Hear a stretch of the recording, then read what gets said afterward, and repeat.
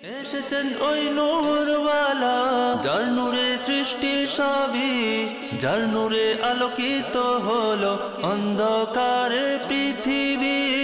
আমিনার দুলাল এলো, আমিনার দুলাল এলো। আলহামদুলিল্লাহি রাব্বিল আলামিন ওয়াসসালাতু ওয়াসসালামু আলা সাইয়্যিদিল মুরসালিন, আম্মা বা'দ, فأعوذ بالله من الشيطان الرجيم بسم الله الرحمن الرحيم الصلاة والسلام عليك يا رسول الله وعلى آلك وصحابك يا حبيب الله الصلاة والسلام عليك يا نبي الله وعلى آلك وصحابك يا نور الله। প্রিয় মদিনী চ্যানেলের দর্শকবৃন্দ, আপনারা দেখছেন অনুষ্ঠান নূরে মুজাসসাম রাসূলে আকরাম। আর আজকের আমরা যে বিষয় রেখেছি তা হচ্ছে হুজুর সাল্লাল্লাহু আলাইহি ওয়াসাল্লামের মহান চরিত্র। সুবহানাল্লাহ। আজকে চমৎকার বিষয় নেওয়া হয়েছে আমাদের নবী সাল্লাল্লাহু আলাইহি ওয়াসাল্লামের মহান চরিত্র সম্পর্কে। সাহাবা কিরাম আলিম রিদওয়ান, এরপরে আজওয়াজে মোতাহারাত এবং আউলিয়া কিরামগণ কি ইরশাদ করেছেন এই সম্পর্কে আমরা আজকে জানার চেষ্টা করব। প্রিয় মদিনী চ্যানেলের দর্শকবৃন্দ, আমরা যে নবীর উম্মতি আছি সেই নবীর মহান চরিত্র সম্পর্কে আজকে আমাদের জানা হবে ইনশাআল্লাহ আজ্জা ওয়া জাল। চলুন আমরা আগে দরুদ শরীফের একটি ফজিলত শুনে নিই। দরুদ শরীফ পাঠ করার অসংখ্য ফজিলত এবং বরকত রয়েছে। নবী করিম রউফুর রহিম সাল্লাল্লাহু আলাইহি ওয়াসাল্লাম ইরশাদ করেছেন, যে ব্যক্তি জুমার দিনে আমার উপরে ৮০ বার দরুদ শরীফ পাঠ করবে, আল্লাহ তাআলা তার ৮০ বছরের গুনাহকে ক্ষমা করে দিবেন। সুবহানাল্লাহ। আসুন আমরা সবাই মিলে নিয়ত করে নিই, এখন থেকে আমরা আমাদের নবীর উপরে বেশি পরিমাণে দরুদ শরীফ পাঠ করব ইনশাআল্লাহ তাআলা। দেখুন, কেউ যদি সুখ চায়, শান্তি চায়, রহমত চায়, তাহলে তার উচিত হবে সে যাতে বেশি পরিমাণে দরুদ শরীফ পাঠ করে। চলুন আমরা সবাই মিলে দরুদ শরীফ পাঠ করি। সাল্লু আলাল হাবিব সাল্লাল্লাহু তাআলা আলা মুহাম্মদ সাল্লাল্লাহু আলাইহি ওয়াসাল্লাম। আমাদের সাথে নাথখা ইসলামী ভাই রয়েছেন, চলুন আমরা প্রথমে কালাম শুনে নিই। সাল্লু আলাল হাবিব সাল্লাল্লাহু তাআলা আলা মুহাম্মদ সাল্লাল্লাহু আলাইহি ওয়াসাল্লাম।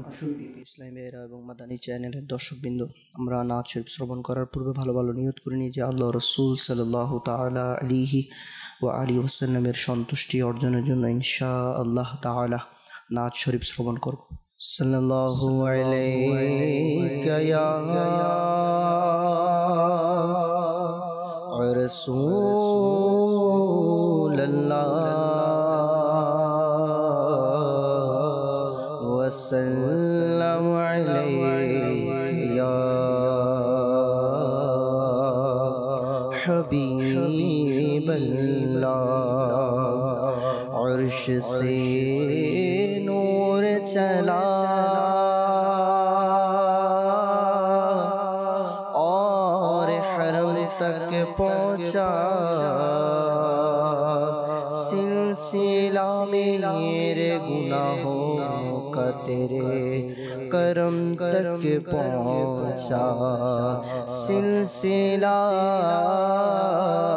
میرے گناہوں کا تیرے کرم تک پہنچا۔ تیری معراج جانے جانے یا رسول اللہ،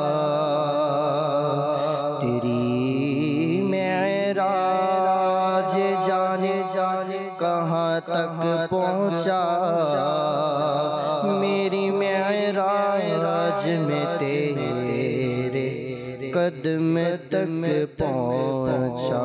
صلی علی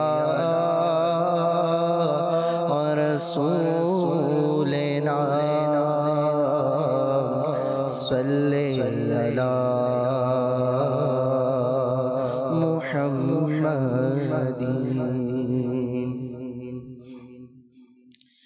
মিলাদুন্নবী পালন করা মোরা কখনো ছাড়ব না, মোরা কখনো ছাড়ব না। মিলাদুন্নবী নবী পালন করা মোরা কখনো ছাড়ব না, মোরা কখনো ছাড়ব না, জুলুসে পাকতে যাওয়া মোরা কখনো ছাড়ব না, মোরা কখনো ছাড়ব না, মিলাদুন নবী ছাড়ব না, মিলাদুন নবী ছাড়ব না, মিলাদুন নবী ছাড়ব না, মিলাদুন নবী ছাড়ব না, মিলাদুন নবী পালন করা মোরা কখনো ছাড়ব না, মোরা কখনো ছাড়ব না, জুলুসে পাকতে যাওয়া মোরা কখনো ছাড়ব না, মোরা কখনো ছাড়ব না। খোদার বন্ধুদের সাথে বন্ধুত্ব কখনো ছাড়ব না, খোদার বন্ধুদের সাথে বন্ধুত্ব কখনো ছাড়ব না, নবীর দুশমনদের সাথে দুশমনি কখনো ছাড়ব না, মোরা কখনো ছাড়ব না, মিলাদুন নবী ছাড়ব না, মিলাদুন নবী ছাড়ব না, মিলাদুন নবী পালন করা মোরা কখনো ছাড়ব না, মিলাদুন নবী পালন করা মোরা কখনো ছাড়ব না, জুলুসে পাকতে যাওয়া মোরা কখনো ছাড়ব না, মোরা কখনো ছাড়ব না। সরকার কি আমদ মরহবা, আকা কি আমদ মরহবা, দাতা কি আমদ মরহবা, নবীর আগমন মরহবা, রাসূলের আগমন মরহবা, নূরের আগমন মরহবা, তাহার আগমন মরহবা, বলো মরহবা, বলো মরহবা। মিলাদুন নবী পালন করা মোরা কখনো ছাড়ব না, মোরা কখনো ছাড়ব না, জুলুসে পাকতে যাওয়া মোরা কখনো ছাড়ব না, মোরা কখনো ছাড়ব না। লাগিয়ে যাব মোরা ইয়া রাসূলুল্লাহ হরি স্লোগান, নারে রিসালাত,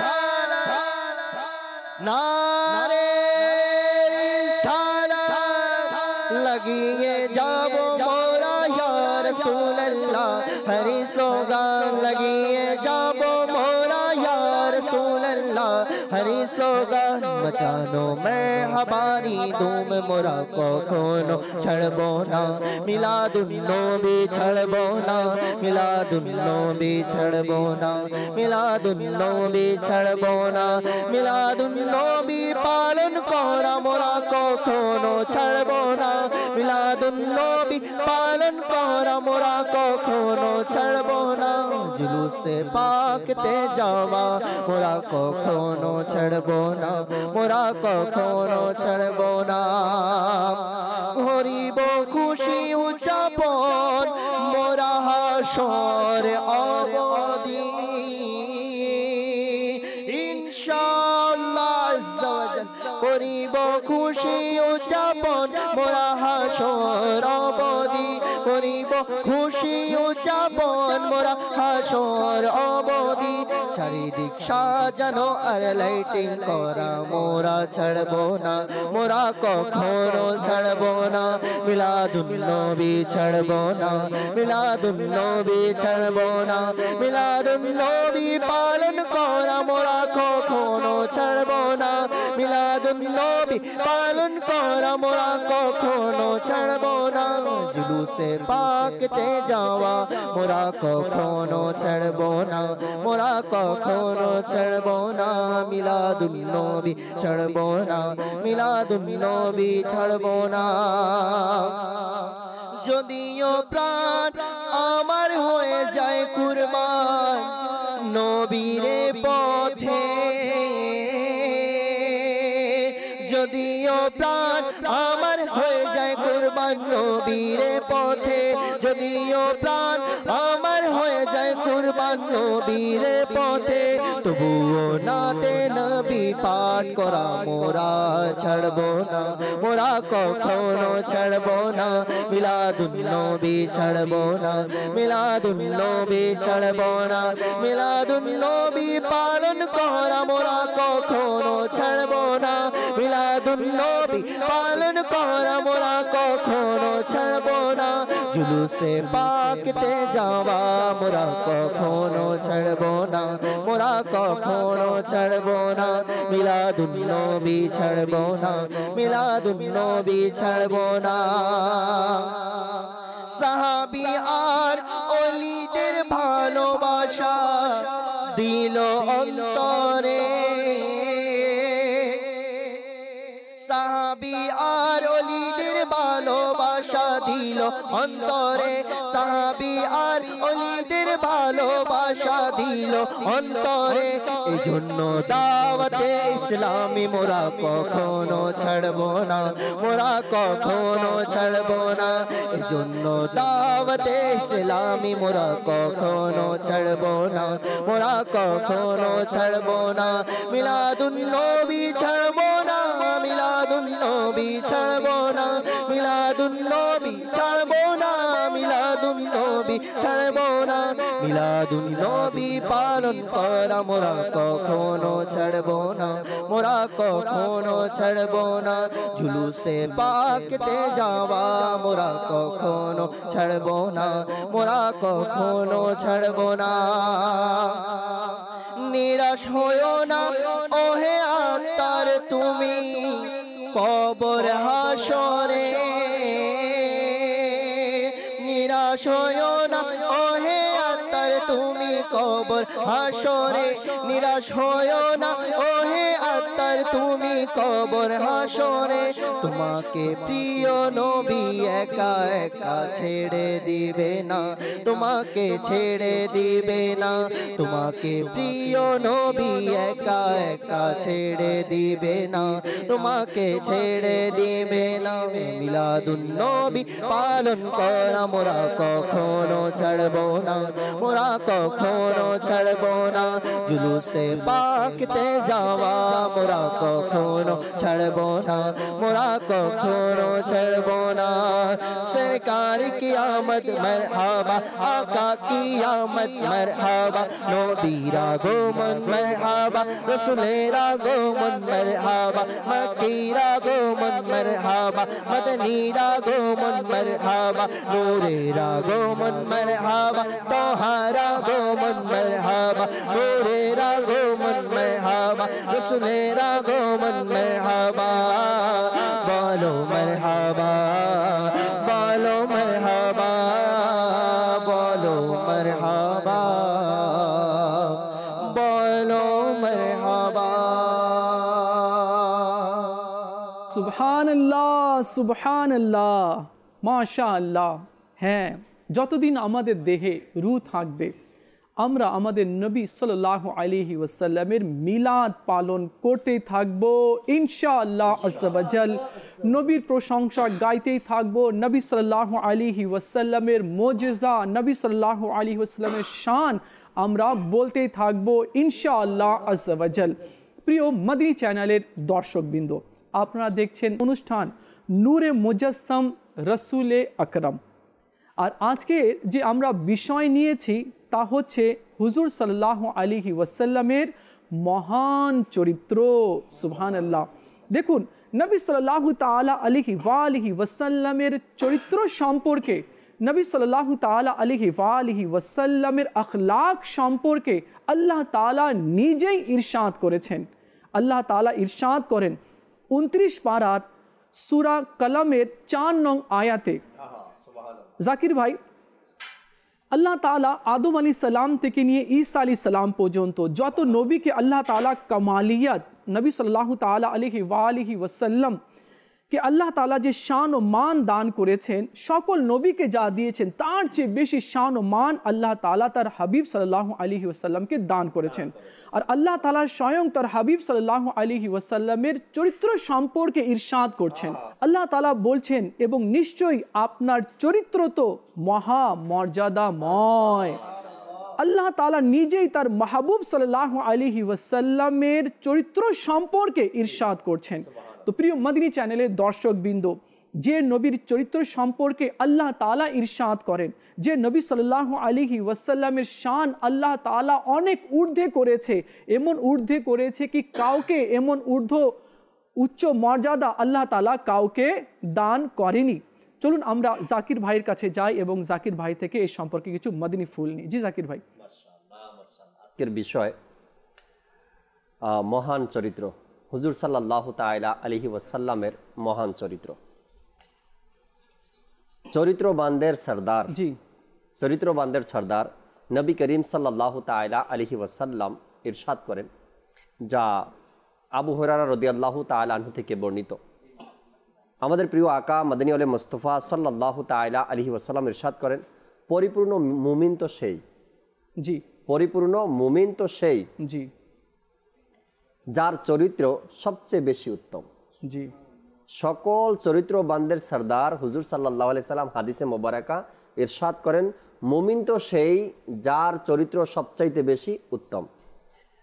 সে আকা সাল্লাল্লাহু তাআলা আলাইহি ওয়াসাল্লামের আখলাকে কারিমা, চরিত্র মোবারক কেমন ছিল, কেমন চরিত্রের অধিকারী ছিলেন, আল্লাহ তাবারক ওয়া তাআলা কেমন চরিত্র দিয়েছেন আমার নবী সাল্লাল্লাহু আলাইহি সাল্লামকে, জি যার কারণে আল্লাহ তাআলা কোরআনে পাকের মধ্যে যে আয়াতে কারিমা আরমান ভাই আপনি আমাদেরকে বললেন যে আল্লাহ তাবারক ওয়া তাআলা কোরআনে পাকের মধ্যে আমার নবী সাল্লাল্লাহু আলাইহি সাল্লামের চরিত্র সম্পর্কে ইরশাদ করেছেন আল্লাহ তাবারক ওয়া তাআলা। হুজুর সাল্লাল্লাহু তাআলা আলাইহি ওয়াসাল্লাম পৃথিবীতে যত ভালো চরিত্রবান ব্যক্তি এসেছে, জি পৃথিবীতে যত ভালো চরিত্রবান ব্যক্তি এসেছে সবাই চরিত্র পেয়েছে আমার নবী থেকে, নিশ্চয়ই সবাই চরিত্র পেয়েছে আমার নবী থেকে, উত্তম চরিত্র পেয়েছে আমার নবী থেকে।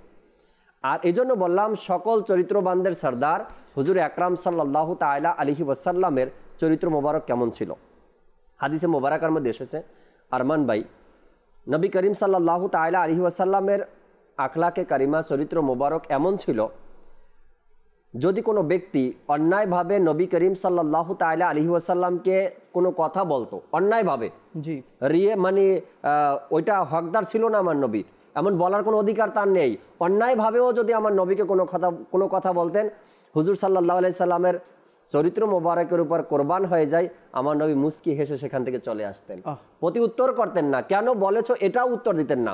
যেমন নবী পাক সাল্লাল্লাহু আলাইহি সাল্লামের একজন খাদিমের ব্যাপারে, গোলামের ব্যাপারে আমরা প্রায় সময় হাদিসে মোবারকা শ্রবণ করি যে কখনো কেন শব্দটাও ব্যবহার করেননি, কেন শব্দটাও ব্যবহার করেননি, এই কাজটা কেন হলো না, এটা কেন এভাবে হলো, এই কাজটা কখন করবে, কেন করলে না, এমন শব্দ কখনো ব্যবহার হয়নি।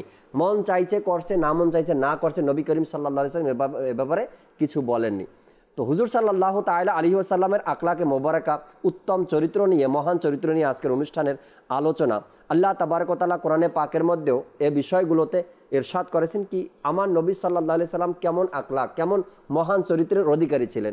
আর হাদিসে মোবারকা যখন আমরা অধ্যয়ন করি, মাকতাবাতুল মদিনা থেকে প্রকাশিত একটি কিতাব রয়েছে আরমান ভাই, উত্তম চরিত্র, মাকতাবাতুল মদিনা একটি কিতাব উত্তম চরিত্র। এখানে অসংখ্য হাদিসে মোবারকা এই কিতাবের মধ্যে, উত্তম চরিত্র নামে যে কিতাব রয়েছে মাকতাবাতুল মদিনার, এই কিতাবের মধ্যে অসংখ্য হাদিসে মোবারকা উত্তম চরিত্রের ব্যাপারে বলা হয়েছে। যত হাদিসে মোবারকা আমরা দেখি সব এসেছে আমার নবীর দরবার থেকে, সকল উত্তম চরিত্রের হাদিসে মোবারকাগুলো এসেছে আমার নবীর দরবার থেকে। যদি আমরা উত্তম চরিত্রকে নিয়ে একটু ভাবি, একটু চিন্তা করি, একটু দেখি, অধ্যয়ন করার চেষ্টা করি, আল্লাহ চাহে যে তার সাদকায় আমাদের চরিত্রটাও উত্তম হয়ে যাবে ইনশাআল্লাহ। সুবহানাল্লাহ। বাস্তবিকই প্রিয় মদিনী চ্যানেলের দর্শকবৃন্দ, নবী সাল্লাল্লাহু তাআলা আলাইহি ওয়াসাল্লামের মহান চরিত্রের কথা কি বলবো। জাকির ভাই তো বললেন যা কিছু পাওয়া গিয়েছে আমার নবী সাল্লাল্লাহু আলাইহি ওয়াসাল্লামের সদকায় পাওয়া গিয়েছে। নবী করিম সাল্লাল্লাহু তাআলা আলাইহি ওয়াসাল্লাম স্বয়ং ইরশাদ করেন, আমাকে চরিত্রের সৌন্দর্য এবং গুণাবলীকে পরিপূর্ণ করার জন্যই পাঠানো হয়েছে। সুবহানাল্লাহ। আমাদের সাথে সোহেল ভাইও রয়েছেন, সোহেল ভাই থেকে কিছু মাদানী ফুল। জি সোহেল ভাই। আলহামদুলিল্লাহি আলামিন ওয়াসসালাতু ওয়াসসালামু আলা সাইয়্যিদিল মুরসালিন। আল্লাহ রাব্বুল আলামিন কুরআনুল মাজিদ ফুরকানুল হামিদের সূরা আহজাবের 21 নম্বর আয়াতের মধ্যে ইরশাদ ফরমান, যার অনুবাদ কানজুল ঈমান থেকে, নিশ্চয়ই তোমাদের জন্য রাসূলুল্লাহ সাল্লাল্লাহু আলাইহি সাল্লামের অনুসরণ উত্তম, তারই জন্য যে আল্লাহ ও শেষ দিবসের আশা রাখে এবং আল্লাহকে খুব স্মরণ করে। এই যে আয়াতে কারিমা, যে আল্লাহ নবী সাল্লাল্লাহু আলাইহি সাল্লাম, নিশ্চয়ই তোমাদের জন্য রাসূলুল্লাহ সাল্লাল্লাহু আলাইহি সাল্লামের অনুসরণ উত্তম। জি, তো উত্তম কেন বলা হয়েছে? আল্লাহ রাব্বুল আলামিন এমন এক ব্যক্তি, এমন এক সত্তার ব্যাপারে বললেন যে সত্তার আদর্শ বা অনুসরণ করা আমাদের জন্য উত্তম। জি, আমরা উত্তম মানুষের আদর্শকে খুঁজে বেড়াই এবং উত্তম মানুষের আদর্শকে আমরা নেওয়ার চেষ্টা করি, যে বেস্ট থেকে বেস্ট যে আছে, যে সবচেয়ে উত্তম, অনেক উত্তম এমন ব্যক্তি আমাদের সমাজের মধ্যে যারা সবচাইতে উত্তম, যারা তাদেরকে আমরা ফলো করি। তো এখানে আল্লাহ তাআলা কুরআনে পাকে এমন এক ব্যক্তির ব্যাপারে বললেন, এমন এক সত্তার ব্যাপারে যে তার অনুসরণ করার, যে অনুসরণ করবে তার অনুসরণ করাটা উত্তম। কার? আমাদের প্রিয় নবী সাল্লাল্লাহু আলাইহি সাল্লাম। আর কেন বা বলবেন না, আল্লাহ তাআলা তার প্রিয় হাবিব সাল্লাল্লাহু আলাইহি সাল্লামের আদর্শকে এমনভাবে বানিয়েছেন, যেমনটি আয়াতে কারিমা আপনি বললেন যে আল্লাহ নবী সাল্লাল্লাহু আলাইহি সাল্লামের যে চরিত্র, এই চরিত্র তো অতি উত্তম, অনেক উন্নত। আর আল্লাহর নবী সাল্লাল্লাহু আলাইহি সাল্লামের চরিত্র এত উন্নতই হবে না কেন? আল্লাহ তাআলার হাবিব সাল্লাল্লাহু আলাইহি সাল্লাম যা বলে এটাও ওহী, আল্লাহ নবী সাল্লাল্লাহু আলাইহি সাল্লাম যা করে আল্লাহ তাআলা ওহী করেন, আল্লাহ নবী সাল্লাল্লাহু আলাইহি সাল্লাম যা বলেন সেটাও ওহী। সূরা নাজমের মধ্যে আল্লাহ রাব্বুল আলামিন ইরশাদ ফরমান যে, এবং তিনি কোনো কথা নিজ প্রবৃত্তি থেকে বলেন না, তা তো ওহী যা তার প্রতি নাজিল করা হয়। এখন একটু চিন্তা করি যে আমার নবী পাক সাল্লাল্লাহু আলাইহি সাল্লামের কথা, যেই কথা নবী পাক সাল্লাল্লাহু আলাইহি সাল্লাম বলেন, এটা আল্লাহ তাআলার ওহী। তো আল্লাহ নবী সাল্লাল্লাহু আলাইহি সাল্লাম যেগুলা করেন, যেগুলা সাহাবায়ে কিরাম দেখেছেন, আল্লাহ নবী সাল্লাল্লাহু আলাইহি সাল্লামের চরিত্র, আজকে মহান চরিত্র নিয়ে আলোচনা হচ্ছে। জাকির ভাই একটি বললেন কথা যে যত চরিত্র আছে সব আমার নবী পাক সাল্লাল্লাহু আলাইহি সাল্লামের সাদকায় হয়েছে। দুনিয়াতে যে সকল ব্যক্তিরা রয়েছে, গণ্যমান্য যারা অনেক বড় ব্যক্তিত্ব, কারোর মধ্যে এক একটি গুণ থাকে চরিত্রের দিক দিয়ে। কারোর মধ্যে সহ্য ক্ষমতা বেশি, কারোর মধ্যে ধৈর্য ক্ষমতা বেশি, কারোর মধ্যে দানশীলতা বেশি, কারোর মধ্যে আমানতদারিতা বেশি, কারোর মধ্যে আপনার সত্যবাদিতা বেশি। এমন এক একজনের মধ্যে এক একটা গুণ থাকে। কিন্তু আমার নবী পাক সাল্লাল্লাহু আলাইহি সাল্লাম এমন গুণের অধিকারী যে আল্লাহ তাআলা দুনিয়ার মধ্যে যত গুণ রয়েছে, দুনিয়ার মধ্যে যত গুণ রয়েছে, এই সকল গুণের আধার বানিয়েছেন আমার নবীকে। আমার নবী পাক সাল্লাল্লাহু আলাইহি সাল্লাম সকল, অর্থাৎ আল্লাহ তাআলা তার হাবিবকে বানিয়েছেন পরিপূর্ণ হিসাবে, যার মধ্যে কোনো কমতি নেই, কোনো ত্রুটি নেই। আমরা চরিত্রের দিক দিয়ে বলি বা সৌন্দর্যের দিক দিয়ে বলি, মনের দিক দিয়ে, যে দিক দিয়ে বলি, ভেতর বাহির আল্লাহ নবী সাল্লাল্লাহু আলাইহি সাল্লামের পরিপূর্ণ। প্রিয় নবী সাল্লাল্লাহু আলাইহি সাল্লামের আমানতদারির কথা বললে, প্রিয় নবী সাল্লাল্লাহু আলাইহি সাল্লামকে মক্কার যারা কাফির তারাও আমার নবী পাককে আল আমিন বলেছে। নবী পাক সাল্লাল্লাহু আলাইহি ওয়াসাল্লামের যদি আমরা ক্ষমার দিক দিয়ে দেখি, আল্লাহ নবী সাল্লাল্লাহু আলাইহি সাল্লামের দরবারে এসে কত লোক কত কথা বলেছে। নবী পাক সাল্লাল্লাহু আলাইহি সাল্লামকে এমন কোন নির্যাতন করা হয়নি। নবী পাক সাল্লাল্লাহু আলাইহি সাল্লাম নামাজে দাঁড়িয়েছেন, মক্কার কাফিররা কি করেছে? ময়লা আবর্জনা দিয়ে দিয়েছে। নবী পাক সাল্লাল্লাহু আলাইহি সাল্লাম চাদর ধরে টেনেছে। নবী পাক সাল্লাল্লাহু আলাইহি সাল্লামের সাথে কর্কশ ভাষায় কথা বলেছে। একটি ঘটনা এভাবে বর্ণিত হয়েছে যে মক্কার পরবর্তীতে মুসলমান হয়ে সাহাবী হয়েছেন যায়েদ বিন সানা রাদিয়াল্লাহু তাআলা আনহু। তিনি পূর্বে আলিম ছিল, মক্কার অর্থাৎ যারা কাফির ছিল এদের আলিম ছিল।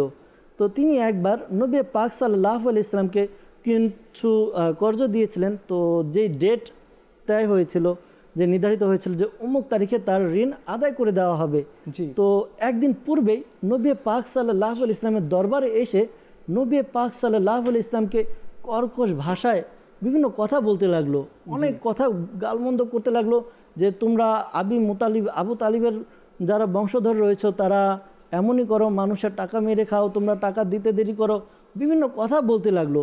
তো এই অবস্থা দেখে উমর ফারুক রাদিয়াল্লাহু তাআলা আনহু সে খুবই ক্ষিপ্ত হয়ে গেল এবং ক্ষিপ্ত হয়ে গিয়ে সে বলল যে যদি আল্লাহ নবী সাল্লাল্লাহু আলাইহি সাল্লামের আদব আমি বজায় না রাখতাম, যদি আমার মধ্যে আদব না থাকতো তাহলে আমার তরবারি দিয়ে তোমার গর্দান আমি কেটে দিতাম।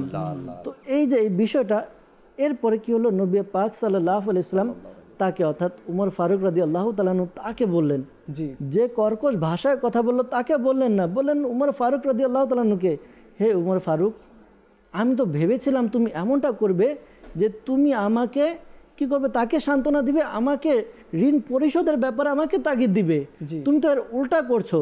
এরপরে উমর ফারুক রাদিয়াল্লাহু তাআলা আনহুকে আদেশ দিলেন, যাও তার যে পাওনা রয়েছে তা তাকে দাও, বরঞ্চ তার থেকে আরো বেশি দাও। এরপরে উমর ফারুক রাদিয়াল্লাহু তাআলা আনহু তার যেই পাওনা ছিল এই পাওনা কি করলেন, পরিশোধ করলেন, পাশাপাশি আরও কিছু বেশি দিলেন। তখন যায়েদ বিন সানা তিনি বললেন উমর ফারুক রাদিয়াল্লাহু তাআলা আনহুকে যে তুমি আমাকে চেনো, আমি কে, আমি যায়েদ বিন সানা। তখন উমর ফারুক রাদিয়াল্লাহু তাআলা আনহু বললেন যে আচ্ছা তুমি এদের আলিম? তো বলল হ্যাঁ। তখন উমর ফারুক রাদিয়াল্লাহু তাআলা আনহু তাকে বললেন তাহলে তুমি এমন কাজ কেন করলে, তুমি তো বুঝের মানুষ, এই কাজ কেন করলে? তখন সে বলল যে আমি আমাদের তাওরাত যে রয়েছে তাওরাতের মধ্যে আমি পড়েছি নবী পাক সাল্লাল্লাহু আলাইহি ওয়াসাল্লাম যে আখিরি জামানার নবী হবে তার মধ্যে কি কি গুণ হবে, আমি এই সত্তা অর্থাৎ প্রিয় নবী সাল্লাল্লাহু আলাইহি সাল্লামের মধ্যে সব গুণ আমি পেয়েছি, দুইটি গুণ আমার দেখা বাকি ছিল, আর এই দুটি হচ্ছে এক তো হিকমত সহিষ্ণুতা সহ্য ক্ষমতা, আরেক হচ্ছে ক্ষমা। এই দুইটি জিনিস আমার দেখা বাকি ছিল, আর এই দুইটি জিনিস দেখার জন্যই আমি নবী পাক সাল্লাল্লাহু আলাইহি সাল্লামের সাথে এমন আচরণ করেছি। অতঃপর তিনি গিয়ে নবী পাক সাল্লাল্লাহু আলাইহি সাল্লামের দরবারে তওবা করে ইসলাম ধর্ম গ্রহণ করে নিলেন। সোহেল ভাই এজন্য তো কেউ বলেছে সুবহানাল্লাহ कि गालियां देता है कोई तो दुआ देते हैं, সুবহানাল্লাহ, गालियां देता है कोई तो दुआ देते हैं, दुश्मन आ जाए तो चादर সুবহানাল্লাহ, সুবহানাল্লাহ, সুবহানাল্লাহ। আমার নবীর দরবারে দুশমনও আসলে চাদর বিছিয়ে দিতেন, আর কেউ গাল দিলে আমার নবী সাল্লাল্লাহু আলাইহি ওয়াসাল্লাম তার জন্য দোয়া করতেন। নবী পাকের ক্ষমার দিকটা আমরা যদি নেই, দেখা যায় নবী পাক সাল্লাল্লাহু আলাইহি ওয়াসাল্লাম একবার গেলেন, তো ওই এলাকার যারা কাফের ছিল তারা নবী পাক সাল্লাল্লাহু আলাইহি ওয়াসাল্লাম কে আঘাত করে তার দান্দান মোবারক শহীদ করে দিলেন এবং তার শরীর দিয়ে রক্ত ঝরালো। জি। এরপরে তিনি যখন ওইখান থেকে ফিরে আসছিলেন, ফেরেশতারা পর্যন্ত আল্লাহ নবী সাল্লাল্লাহু আলাইহি ওয়াসাল্লাম কাছে অনুমতি চাইলেন যে আপনি অনুমতি দিন, আমি এই দুই পাহাড় যে রয়েছে দুই পাহাড়কে উলট করে তাদেরকে ধ্বংস করে দিই।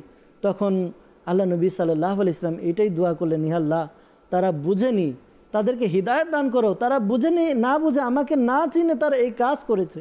আল্লাহ নবী সাল্লাল্লাহু আলাইহি ওয়াসাল্লাম প্রতিশোধের কথা বলেনি, আল্লাহ নবী সাল্লাল্লাহু আলাইহি ওয়াসাল্লাম কখনো প্রতিশোধ নেননি। যে যতই কষ্ট দিয়েছে, নির্যাতন করেছে, যত বেশি তার উপরে জুলুম করেছে, কিন্তু নবী পাক সাল্লাল্লাহু আলাইহি ওয়াসাল্লাম প্রত্যুত্তরে কখনো বদদুয়া করেন না। সোহেল ভাই এখানে দেখেন যে জিবরিল আলাইহিস সালাম পাহাড়ে ফেরেশতাকে নিয়ে আসলেন আর বলেন আপনি যদি অনুমতি দেন যারা আপনাকে কষ্ট দিয়েছে, পাথর মেরেছে, রক্তাক্ত করেছে, তো বলুন দুই পাহাড় তাদের মধ্যে চাপিয়ে দিই। আল্লাহ নবী সাল্লাল্লাহু আলাইহি ওয়াসাল্লাম ইরশাদ করলেন, না, আমাকে আল্লাহ তাআলা রহমত করে প্রেরণ করেছেন। আজ তারা মানছে না, কালকে তাদের বংশধর ঠিকই মানবে। আর আজ বাস্তবিকই আমরা দেখতে পাচ্ছি সেখানেও ইসলাম প্রচার প্রসার হয়ে গেছে, সেখানকার লোকেরাও কলমা পড়ছে। চরিত্র সম্পর্কে যদি আমরা দেখি, সোহেল ভাই মাশাআল্লাহ ক্ষমার দিকটা টানলেন, দয়ার দিকটা টানলেন। নবী করিম সাল্লাল্লাহু তাআলা আলাইহি ওয়াসাল্লামের চাইতে পৃথিবীতে দয়ালু আর কে ছিল আরমান ভাই? কে আছে পৃথিবীতে দয়ালু? যদি উম্মতি ভুল করে, নবী সাল্লাল্লাহু আলাইহি ওয়াসাল্লামের দয়া এতটাই দয়া, ভুল করার পরেও নবীর কাছে গিয়ে মানে ক্ষমা চেয়ে নবীর ওসিলা দিয়ে দোয়া করার জন্য বলা হয়েছে। কত দয়ালু নবী করিম সাল্লাল্লাহু আলাইহি ওয়াসাল্লাম। অমুসলিমরা আসতো হুজুর করিম সাল্লাল্লাহু আলাইহি ওয়াসাল্লামের কাছে, বিভিন্ন মন্তব্য নিয়ে আসতো, অনেক সময় তো আল্লাহ তাআলার পানা শহীদ করে দেওয়ার জন্য এসেছে। যখন নবী আকরাম সাল্লাল্লাহু আলাইহি সাল্লামের ক্ষমার দৃষ্টি তার উপরে পড়লো, তো তার ইমানই পরিবর্তন হয়ে গেল, অর্থাৎ সে ইমান গ্রহণ করলো। দেখেন যখন মক্কা বিজয় হলো, হুজুর সাল্লাল্লাহু আলাইহি সাল্লাম যখন দ্বিতীয়বার ফিরে মক্কাতে আসলেন, মক্কা বিজয় হলো, তো সেখানে নবী করিম সাল্লাল্লাহু আলাইহি সাল্লাম ওখানে বড় বড় অমুসলিমদের বড় বড় লিডার যারা ছিল তারা উপস্থিত ছিল। সবাই তো থরথর করে কাঁপতেছিল, সবাই মনে করছে আজ মুহাম্মদ সাল্লাল্লাহু তাআলা আলাইহি ওয়াসাল্লাম আমাদেরকে তার সঠিক বিচারই করবে, আজ আমাদের জন্য ছাড় নেই কোনো, আজ হয়তো বা আমরা যেই ব্যবহার তার সাথে করেছি তা আমাদেরকে ফিরিয়ে দিবে। নবী করিম সাল্লাল্লাহু তাআলা আলাইহি ওয়াসাল্লাম উপস্থিত, সকলকে জিজ্ঞাসা করলো তোমরা কি ভাবছো, আজ কি ভাবছো মনে মনে? তো এরা উত্তর দিল বাস আপনার হাতে, আপনি যা করবেন তাই তো হবে, আর আমরা যা করেছি তার পাওনাদার তো আমরা আছি, আমাদেরকে যা দিবেন শাস্তি তাই আমাদেরকে মেনে নিতে হবে। নবী করিম সাল্লাল্লাহু আলাইহি সাল্লামের সেই মহান চরিত্রর ঠোঁট মোবারক নড়ে উঠলো আর বলল যাও তোমাদেরকে সাধারণ ক্ষমার ঘোষণা করে দিলাম। জাকির ভাই এখানে দেখুন আপনি যে ঘটনা তুলেছেন, জি, আমার নবী সাল্লাল্লাহু আলাইহি ওয়াসাল্লাম শফি আছেন, আহা, আমার নবী সাল্লাল্লাহু আলাইহি ওয়াসাল্লাম দয়াবান আছেন, আমার নবী সাল্লাল্লাহু আলাইহি ওয়াসাল্লাম ক্ষমাকারী আছেন, আমার নবী সাল্লাল্লাহু আলাইহি ওয়াসাল্লাম মেহেরবান আছেন। আমার নবী সাল্লাল্লাহু আলাইহি ওয়াসাল্লাম কেমন মেহেরবান আপনি যে ঘটনা তুলেছেন। প্রিয় মাদিনী চ্যানেলের দর্শকবৃন্দ, বাস্তবে কি আজকে যে বিষয় না হচ্ছে তা হচ্ছে প্রিয় নবী সাল্লাল্লাহু আলাইহি ওয়াসাল্লামের মহান চরিত্র। দেখুন আমার নবী সাল্লাল্লাহু আলাইহি ওয়াসাল্লাম যখন মক্কা বিজয় করলেন, আর বিজয়ও এমন হলো কি উভয় পক্ষের এক বিন্দু রক্ত ঝরলো না। আচ্ছা, আমার নবী সাল্লাল্লাহু আলাইহি ওয়াসাল্লাম যখন মক্কা বিজয় করলেন, তো সেখানে আপনি যে বলেন বড় বড় সর্দার আর থরথর করে কাঁপছিল, সেখানে তারাও ছিল যারা আমার নবী সাল্লাল্লাহু আলাইহি ওয়াসাল্লামের রাস্তাতে কাঁটা বিছিয়ে দিয়েছিল। আমার নবী সাল্লাল্লাহু তাআলা আলাইহি ওয়া আলিহি ওয়াসাল্লামকে যারা পাথর মেরেছিল, যারা গালমন্দ করেছিল, যারা অপমান করেছিল, যারা তিরস্কার করেছিল, নবী সাল্লাল্লাহু তাআলা আলাইহি ওয়া আলিহি ওয়াসাল্লামকে যারা মক্কা থেকে মদিনায় হিজরত করতে যারা বাধ্য করেছিল তারাও সেখানে ছিল, যারা বিলাল হাবশী রাদিয়াল্লাহু তাআলার উপরে অত্যাচার করেছিল তারাও সেখানে ছিল, নবী সাল্লাল্লাহু তাআলা আলাইহি ওয়া আলিহি ওয়াসাল্লামের পরিবারের উপরে যারা অত্যাচার করেছিল তারাও ছিল। আচ্ছা, একজন সাহাবিয়াকে শহীদ করা হয়েছিল তারাও ছিল। আর সেখানে রাসূল করিম রউফুর রহিম সাল্লাল্লাহু আলাইহি ওয়াসাল্লামের চাচা যান ইমাম হামজা রাদিয়াল্লাহু তাআলা আনহুকে যারা শহীদ করেছিল, তার ঠোঁট, তার নাক, তার কান, তার চোখ বের করে নিয়েছিল। এমনকি ইমাম হামজা রাদিয়াল্লাহু তাআলা আনহুর সিনাকে, বুককে ছুরি দ্বারা কেটে কলিজা বের করে হিন্দা নামক এক মহিলা সে কলিজাকে কাঁচায় চিবিয়েছিল, সেও সেখানে ছিল। আর যারা এমন অত্যাচার করার পথে যারা সহযোগিতা করেছিল তারাও ছিল, সবাই উপস্থিত ছিল। এমন সময় সবাই তো থরথর করে কাঁপছে, মনে হয় আজ আমাদের ক্ষমা নেই। রাসূল আরবি মক্কি মদিনী সুলতান সরকার সাল্লাল্লাহু আলাইহি ওয়াসাল্লাম ইরশাদ করলেন, যেটা আপনি বললেন যে তোমরা কি ভাবছো আমি তোমাদের সাথে কেমন আজ বিচার করব। আল্লাহ, রাসূল আরবি সাল্লাল্লাহু আলাইহি ওয়াসাল্লাম নিজে ইরশাদ করলেন, কি ইরশাদ করলেন, আজ তোমাদের উপর কোনো অপবাদ নেই, তোমরা সবাই স্বাধীন আছো। আল্লাহু আকবার। উলামা کرام লিখেছেন যখন আল্লাহ নবী সাল্লাল্লাহু আলাইহি ওয়াসাল্লাম এই ঘোষণা দিলেন আজ তোমাদের উপর কোনো অপবাদ নেই, তোমরা সবাই স্বাধীন, সব অত্যাচার যারা করেছিল মক্কা থেকে মদিনায় আমার নবীকে যারা যেতে বাধ্য করেছিল তারা সবাই কাঁদতে আরম্ভ করলো, মাটিতে পড়ে গেল, খোদার কসম ইনি আল্লাহ তাআলার সত্যিকারের রাসূল আছেন, যদি না হতেন তো এত বড় দয়া আজ হতো না। আজ আমরা সবাই জানি কি মনে গর্দন আমাদের আজকে থাকবে না, জানি না আজকে আমাদের উপরে কি রূপ শাস্তি দেওয়া হবে, কিন্তু আমার নবী সাল্লাল্লাহু আলাইহি ওয়াসাল্লামের এই কথা শুনে সবাই কলমা পড়ে, জানা ছিল কলমা পড়ে মুসলমান হয়ে গেল।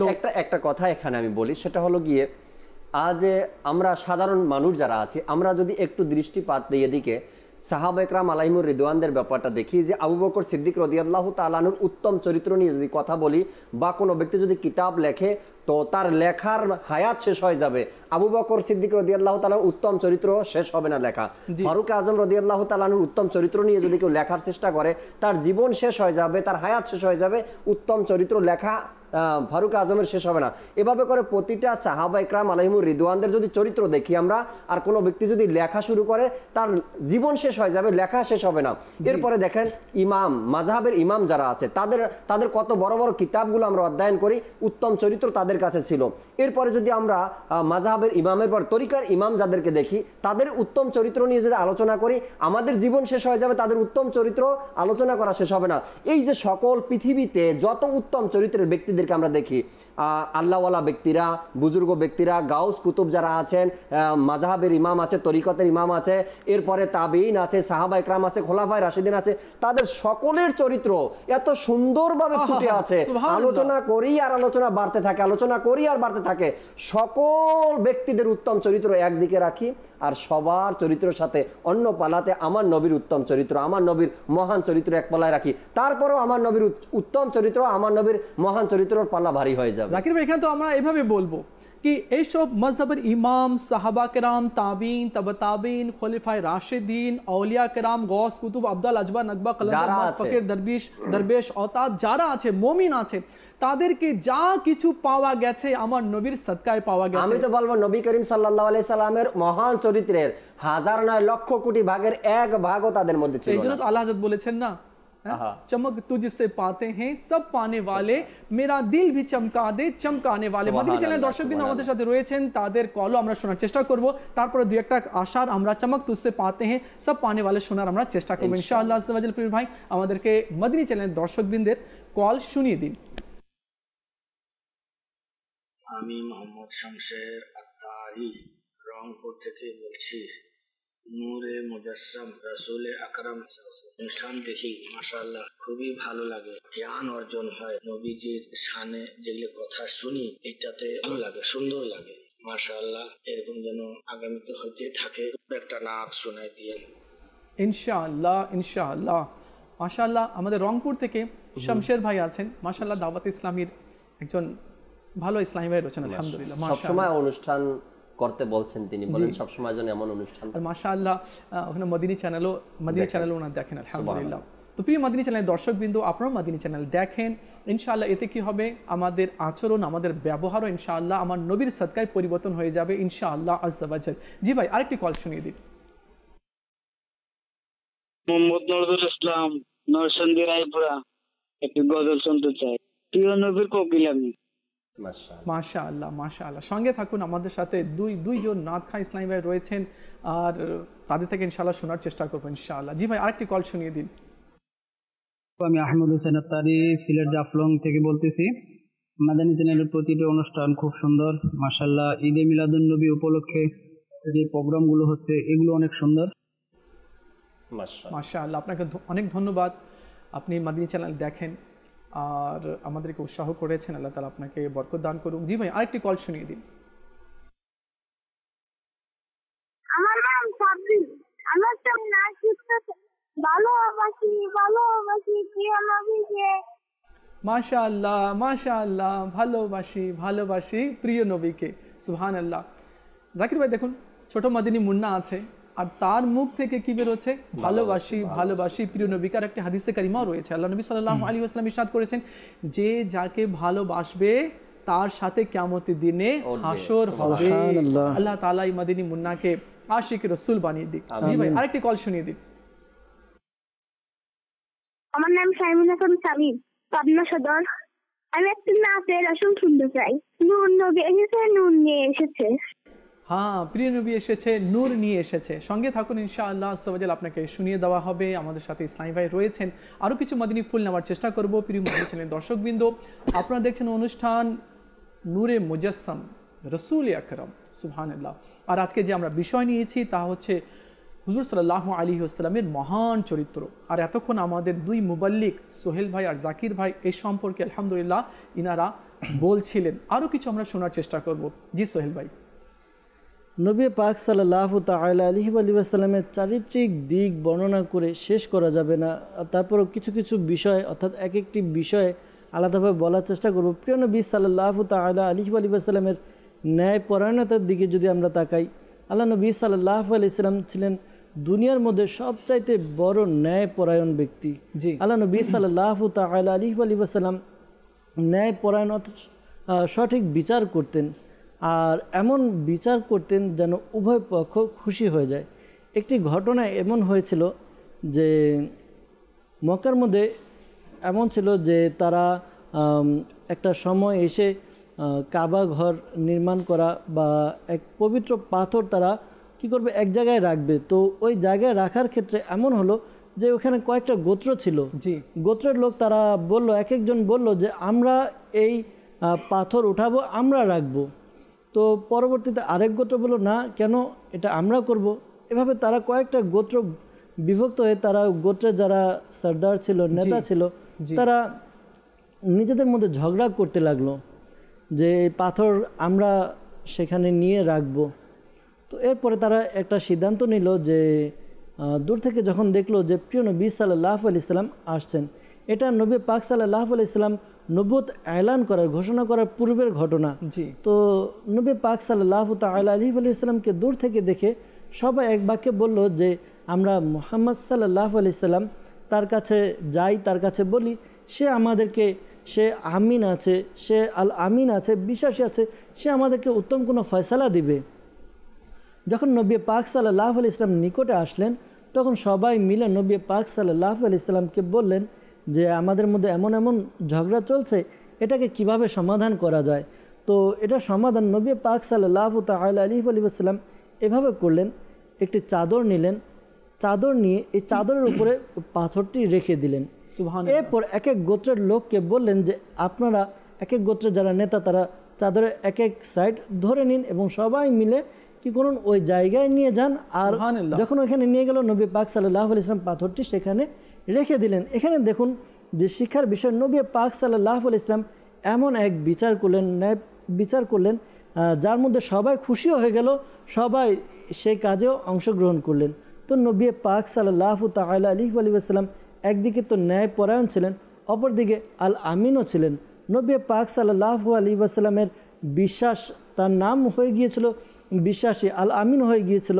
নবী পাক সাল্লাল্লাহু আলাইহি ওয়াসাল্লাম মক্কার মধ্যে, ওই এলাকার মধ্যে এমন বিশ্বাসী হয়ে গেলেন যে লোকরা যারা কাফের ছিল, মুসলমান হয়নি, তারাও পর্যন্ত প্রিয় নবী সাল্লাল্লাহু আলাইহি ওয়াসাল্লাম যা বলতেন এক বাক্যে বিশ্বাস করে নিতেন, মেনে নিতেন।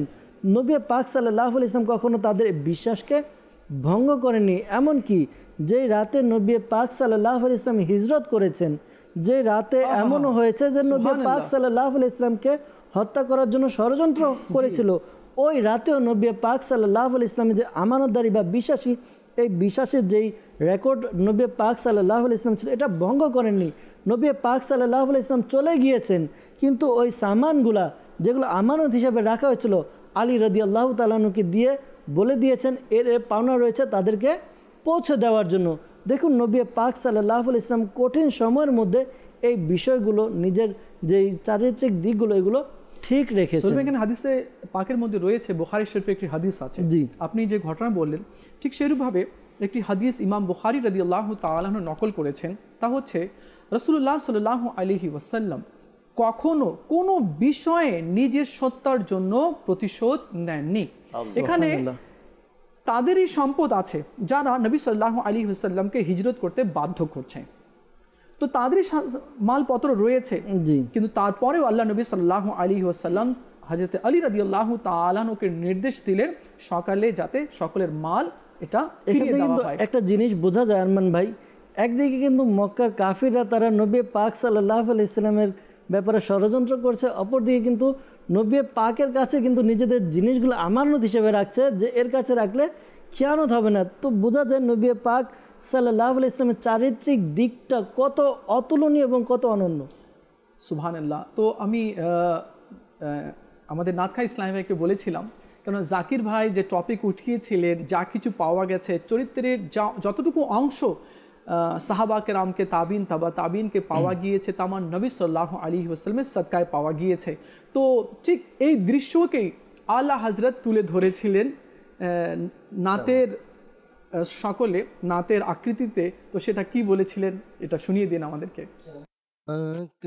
तुझसे पाते हैं सब पाने वाले, मेरा दिल भी चमका दे चमकाने वाले, चमके तुझसे पाते हैं सब पाने वाले। तू जिंदा है वल्ला, तू जिंदा है वल्ला, तू जिंदा है वल्ला, तू जिंदा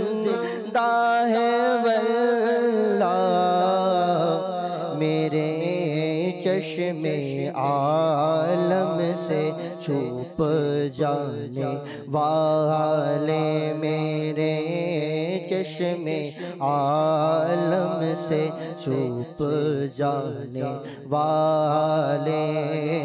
रहेगा यूं ही उनका चर्चा, रहेगा यूं ही उनका चर्चा रहेगा।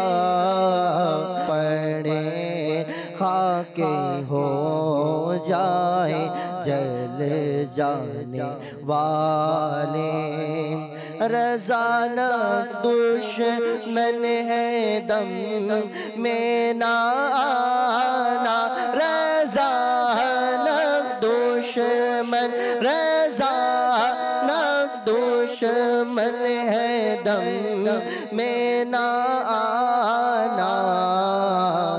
कहाँ तुमने देखे हैं चंद्राने वाले, कहाँ तुमने देखे हैं चंद्राने वाले। चमक तुझसे पाते हैं सब पाने वाले, मेरा दिल भी चमका दे चमकाने वाले। ভালোবাসি ভালোবাসি প্রিয় নবীকে, ভালোবাসি ভালোবাসি প্রিয় নবীকে, ভালোবাসি ভালোবাসি প্রিয় নবীকে, ভালোবাসি ভালোবাসি প্রিয় নবীকে। আমরা আল্লাহ আর নবীকে ভালোবাসি, আমরা আল্লাহ আর নবীকে ভালোবাসি, তাই তো মোরা জান্নাতেরই অধিকারী। ভালোবাসি ভালোবাসি প্রিয় নবীকে, ভালোবাসি ভালোবাসি প্রিয় নবীকে। আবু বকর ওমর উসমান ও আলী, হ্যাঁ আবু বকর ওমর উসমান ও আলী, সব সাহাবীকে মোরা ভালোবাসি, তাই তো মোরা জান্নাতেরই অধিকারী। ভালোবাসি ভালোবাসি প্রিয় নবীকে, ভালোবাসি ভালোবাসি প্রিয় নবীকে। যারা চাও আখিরাতের কামিয়াবি, হ্যাঁ যারা চাও আখিরাতের কামিয়াবি, এসো এসো ডাক দিয়েছে দাওয়াত ইসলামী, এসো এসো ডাক দিয়েছে দাওয়াত ইসলামী। ভালোবাসি ভালোবাসি প্রিয় নবীকে, ভালোবাসি ভালোবাসি প্রিয় নবীকে। সুবহানাল্লাহ সুবহানাল্লাহ। জি জাকির ভাই। মাশাআল্লাহ, আলোচনা সোহেল ভাই, আপনি খুব সুন্দর কিছু কথা আজকের অনুষ্ঠানে। মহান চরিত্র নবী পাক সাল্লাল্লাহু আলাইহি সাল্লামের মহান চরিত্র। হাদিসে মোবারকার মধ্যে আরমান ভাই এই বিষয়টা পাওয়া যায় কি, নবী করিম সাল্লাল্লাহু আলাইহি সাল্লামের যে মহান চরিত্র আছে আরমান ভাই, এটা কোনো পালা দিয়ে ওজন করার মতো না। আমার নবীর যে মহান চরিত্র, এটা দাড়ি পালা দিয়ে ওজন করার মতো না। কেমন মহান চরিত্র ছিল। আবু হুরায়রা রাদিয়াল্লাহু তাআলা আনহুর ওই ঘটনা কি, তিনি তার মার থেকে অনেক বকাঝকা শুনতেন, অনেক বকাঝকা করতেন তার মা। অধৈর্য হয়ে বারবার হুজুর সাল্লাল্লাহু আলাইহি সাল্লামের কাছে আসতেন, ইয়া রাসূলুল্লাহ আমার মায়ের জন্য দোয়া করে দেন। সকাল সন্ধ্যা শুধু আপনাকে গালমন্দ করে, বিভিন্ন ধরনের কথা বলে, আমাকেও, আমি ইসলাম কবুল করেছি, সে এখন ইসলাম কবুল করেনি, এই বিষয়টা আর আমি পারছি না। হুজুর সাল্লাল্লাহু আলাইহি সাল্লাম দোয়া করে দিলেন, যাও যে আমাকে গালি দেয় এখন গিয়ে দেখো তার অবস্থা কি। আবু হুরায়রা রাদিয়াল্লাহু তাআলা আনহু আমার নবীর থেকে বিদায় নিয়ে একটা দৌড় দিলেন ঘরে যাওয়ার জন্য, গিয়ে দেখবো কি আমার নবী দোয়া করে দিয়েছেন, আমার মা কি কালেমা পড়ছে কিনা। আগে দোয়া পৌঁছে কি আগে আমি পৌঁছাই আগে, কে আগে রাস্তার লোক জিজ্ঞাসা করলো, আবু হুরায়রা এত স্পিডে কোথায় যাও তুমি, এভাবে তো চলতে দেখি না তোমাকে। আবু হুরায়রা বললেন কি আমার নবী আমার মায়ের জন্য দোয়া করেছে। যে মা সকাল সন্ধ্যা আমার নবীকে গালিগালাজ করে, খারাপ কথা বলে, মন্দ কথা বলে, সেই মায়ের জন্য আমার দরদি নবী দোয়া করেছে। আমি দেখবো আমি আগে যেতে পারি না, আমার নবীর দোয়া আগে হয়ে যায়। সুবহানাল্লাহ। তো আবু হুরায়রা রাদিয়াল্লাহু তাআলা আনহু গিয়ে যখন দরজার মধ্যে নক করলেন, তার মা কালেমা পড়তে পড়তে লা ইলাহা ইল্লাল্লাহু মুহাম্মাদুর রাসূলুল্লাহ বলতে বলতে ঘরের দরজা খুলে দিলেন। আবু হুরায়রা বলেন, মা একটু আগে তোমার কাছ থেকে আমি বিদায় নিয়েছি, যে নবীর উপরে তুমি এত খারাপ খারাপ কথা বলতে, আজ সেই নবীর কালেমা তুমি পড়ছো। আবু হুরায়রা রাদিয়াল্লাহু তাআলা আনহুর মা বলেন, সে তো মহান চরিত্রের ব্যক্তি, এতদিন তো আমি ভুলের মধ্যে ছিলাম, অন্ধকারের মধ্যে ছিলাম, সেই মহান চরিত্রের ব্যক্তি আমাকে এসে কালেমা পড়িয়ে মুসলমান করে দিয়েছে, আমার উপরের ভিতরের সকল অন্ধকারকে দূর করে দিয়েছে, আলোকিত করে দিয়েছে আমার ভিতরটা, আমি কালেমা পড়ে মুসলমান হয়ে গেছি। জাকির ভাই ঠিক এমনি ঘটনা আছে, আর আমাদের স্কুলের বাচ্চারাও জানে এবং সবাই জানে। তারপরেও কেননা যত নবী সাল্লাল্লাহু আলাইহি ওয়াসাল্লামের প্রশংসা শোনা হয়, ততই আরো শোনার মন চায়। আমরা সবাই জানি ওই বৃদ্ধা মহিলার কথা, যে নিজের কাপড়, নিজের আসবাবপত্র সবগুলো ঘরের বাইরে বের করে গাঁটটি বানিয়ে সে দাঁড়িয়ে আছে, আর মনে মনে বলছে মক্কাতে কেমন জাদুকর আসলো, তার রূপ রং, তার চেহারা, তাকে দেখেই মানুষ নিজের ঈমান বিক্রি করে দিচ্ছে, নিজের ধর্মগুলো বিক্রি করে দিচ্ছে, আর তার ধর্মের মধ্যে চলে আসছে। আমি তো বাবা এখানে থাকবো না, কেননা তার জাদু যদি আমার উপরে চলে যায় আর আমার ধর্ম যদি পরিবর্তন হয়ে যায়, আমি আমার বাপ দাদার ধর্ম ছাড়তে চাই না। এইভাবে বুড়িটি, অনেক সময় দেখেন না আমাদের গ্রামে বুড়িগুলো বলতেই থাকে, ও বুড়ি বলছিল, বারবারে বলছিল, জানি না কেমন জাদুকর চলে এসেছে, এর আগে এমন বড় জাদুকর আমাদের মক্কাতে কখনো আসেনি, তাকে দেখলেই নাকি লোকেরা নিজের ধর্ম পরিবর্তন করে নেয়। এমন সময় আমার নবী মাহবুবে আরবি মক্কি মদিনী সুলতান সরকার সাল্লাল্লাহু আলাইহি ওয়াসাল্লাম সে পথ দিয়ে যাচ্ছিলেন। তো সে বৃদ্ধা মহিলা বলল, বাবা একটু দাঁড়াও, এই যে বড় গাঁটটিটা আছে না, তুমি এটা আমার মাথায় তুলিয়ে দাও, এই গাঁটটিটা আমার মাথায় তুলে দাও, আমি এখান থেকে চলে যেতে চাই, ওই জাদুকরের জাদু থেকে বাঁচতে চাই। বলে, আচ্ছা বুড়িমা কোন জাদুকর? আরে ওই জাদুকর যাকে দেখলে মানুষরা নিজের ধর্ম পরিবর্তন করে দিচ্ছে, আমি তো তার ধর্মে আসবো না। তো আমার নবী সাল্লাল্লাহু আলাইহি ওয়াসাল্লাম কখনো ওই বৃদ্ধা মহিলাকে দেখছে কি একেবারে খুবই দুর্বল, আর তার গাঁঠরি অনেক বড়, গাঁটটি দেখছে অনেক বড়, এই বৃদ্ধা মহিলা তো তুলতে পারবে না। তো আমার নবী সাল্লাল্লাহু আলাইহি ওয়াসাল্লাম ইরশাদ করলেন, আমি কি তুলে দিব নাকি নিজের মাথাতে নিয়ে তোমার জায়গার মতো পৌঁছিয়ে দিব? তো সে বৃদ্ধা মহিলা বলল, বাবা তা তো খুব ভালো হয়, আমি মনে হয় এত ভারী উঠাতে পারবো না, তুমি যদি এমনটি করো তাহলে তো আরো ভালো। দেখো তো আমাদের মক্কাতে কত সুন্দর যুবকও আছে, একজন জাদুকর আছে আর একজন এত সুন্দর যুবক আছে। তো আমার নবী সাল্লাল্লাহু আলাইহি ওয়াসাল্লাম, আচ্ছা আমার নবী সাল্লাল্লাহু আলাইহি ওয়াসাল্লাম সব শুনছেন কার ব্যাপারে বলা হচ্ছে। আমার নবী সাল্লাল্লাহু আলাইহি ওয়াসাল্লাম নিজেই সেই গাঁটটি মাথায় তুললেন আর বুড়ির পিছনে পিছনে যাচ্ছেন, আর বকবক করতে আছে, আর বুড়ি তো বকবক করছেই। আরে আমাকে নিজের শহর ছেড়ে যেতে হলো, আমার স্বামীর ঘর আমাকে ছেড়ে যেতে হচ্ছে, আমাকে পূর্বে যে গ্রাম থেকে আমি এসেছি সে গ্রামে আমাকে চলে যেতে হচ্ছে। আমার নবী সাল্লাল্লাহু আলাইহি ওয়াসাল্লাম শুনছিলেন, ধীরে ধীরে ধীরে ধীরে যেতে যেতে যেতে আমার নবী সাল্লাল্লাহু আলাইহি ওয়াসাল্লাম অনেক দূর পর্যন্ত গেলেন, বৃদ্ধা মহিলা নিয়ে গেল। এরপরে যখন তার গ্রাম আসলো, সে বৃদ্ধা মহিলা বলল, হ্যাঁ বাবা এখানে রেখে দাও, হয়ে গেছে, আমি নিজের গ্রামে চলে এসেছি, এখন ওই জাদুঘর থেকে আমি বেঁচে যাব। তো আমার নবী সাল্লাল্লাহু আলাইহি ওয়াসাল্লাম সেখান থেকে যেতে চাচ্ছিলেন, এমন সময় সে বৃদ্ধা মহিলা বলল, বাবা তোমার নাম তো বলো, আমার গ্রামের লোকেরা বলবে জাদুঘরের ভয়ে তো তুমি পালিয়ে এসেছো, যখন তারা আমাকে বলবে তো আমি তাদেরকে বলবো সেখানে জাদুকর থাকে, তো এমন যুবকও থাকে, ভালো মানুষও আছে, আচ্ছা তো নাম তো বলে দাও। তো আমার নবী সাল্লাল্লাহু আলাইহি ওয়াসাল্লাম বললেন যে এতক্ষণ ধরে যাকে তুমি গালমন্দ করছিলে আর যার জন্য তুমি পালিয়ে এসেছো, আমি সেই নবী মুহাম্মদ সাল্লাল্লাহু আলাইহি ওয়াসাল্লাম। তখন সে বৃদ্ধা মহিলা কাঁদতে আরম্ভ করে দিল আর বলল, রব্বে কাবার কসম, এই চেহারাওয়ালা আর এত সুন্দর আখলাক সৎ চরিত্রের অধিকারী কখনো জাদুকর হতে পারে না। আর কি বললো জানেন বৃদ্ধা মহিলা, হ্যাঁ, তোমার জাদু আমার উপরে চলে গেছে, তোমার জাদু আমার উপরে চলে গেছে, আমি নিজের ধর্ম ছেড়ে দিয়ে তোমার ধর্মতে দাখিল হয়ে গেলাম। তো দেখুন আমার নবী সাল্লাল্লাহু তাআলা আলাইহি ওয়া আলিহি ওয়াসাল্লামের কত সুন্দর আখলাক, চরিত্র মোবারক। আর জাকির ভাই শুরুতে চমৎকার কথা বলেছেন, আমার অন্তরে লেগে গেছে।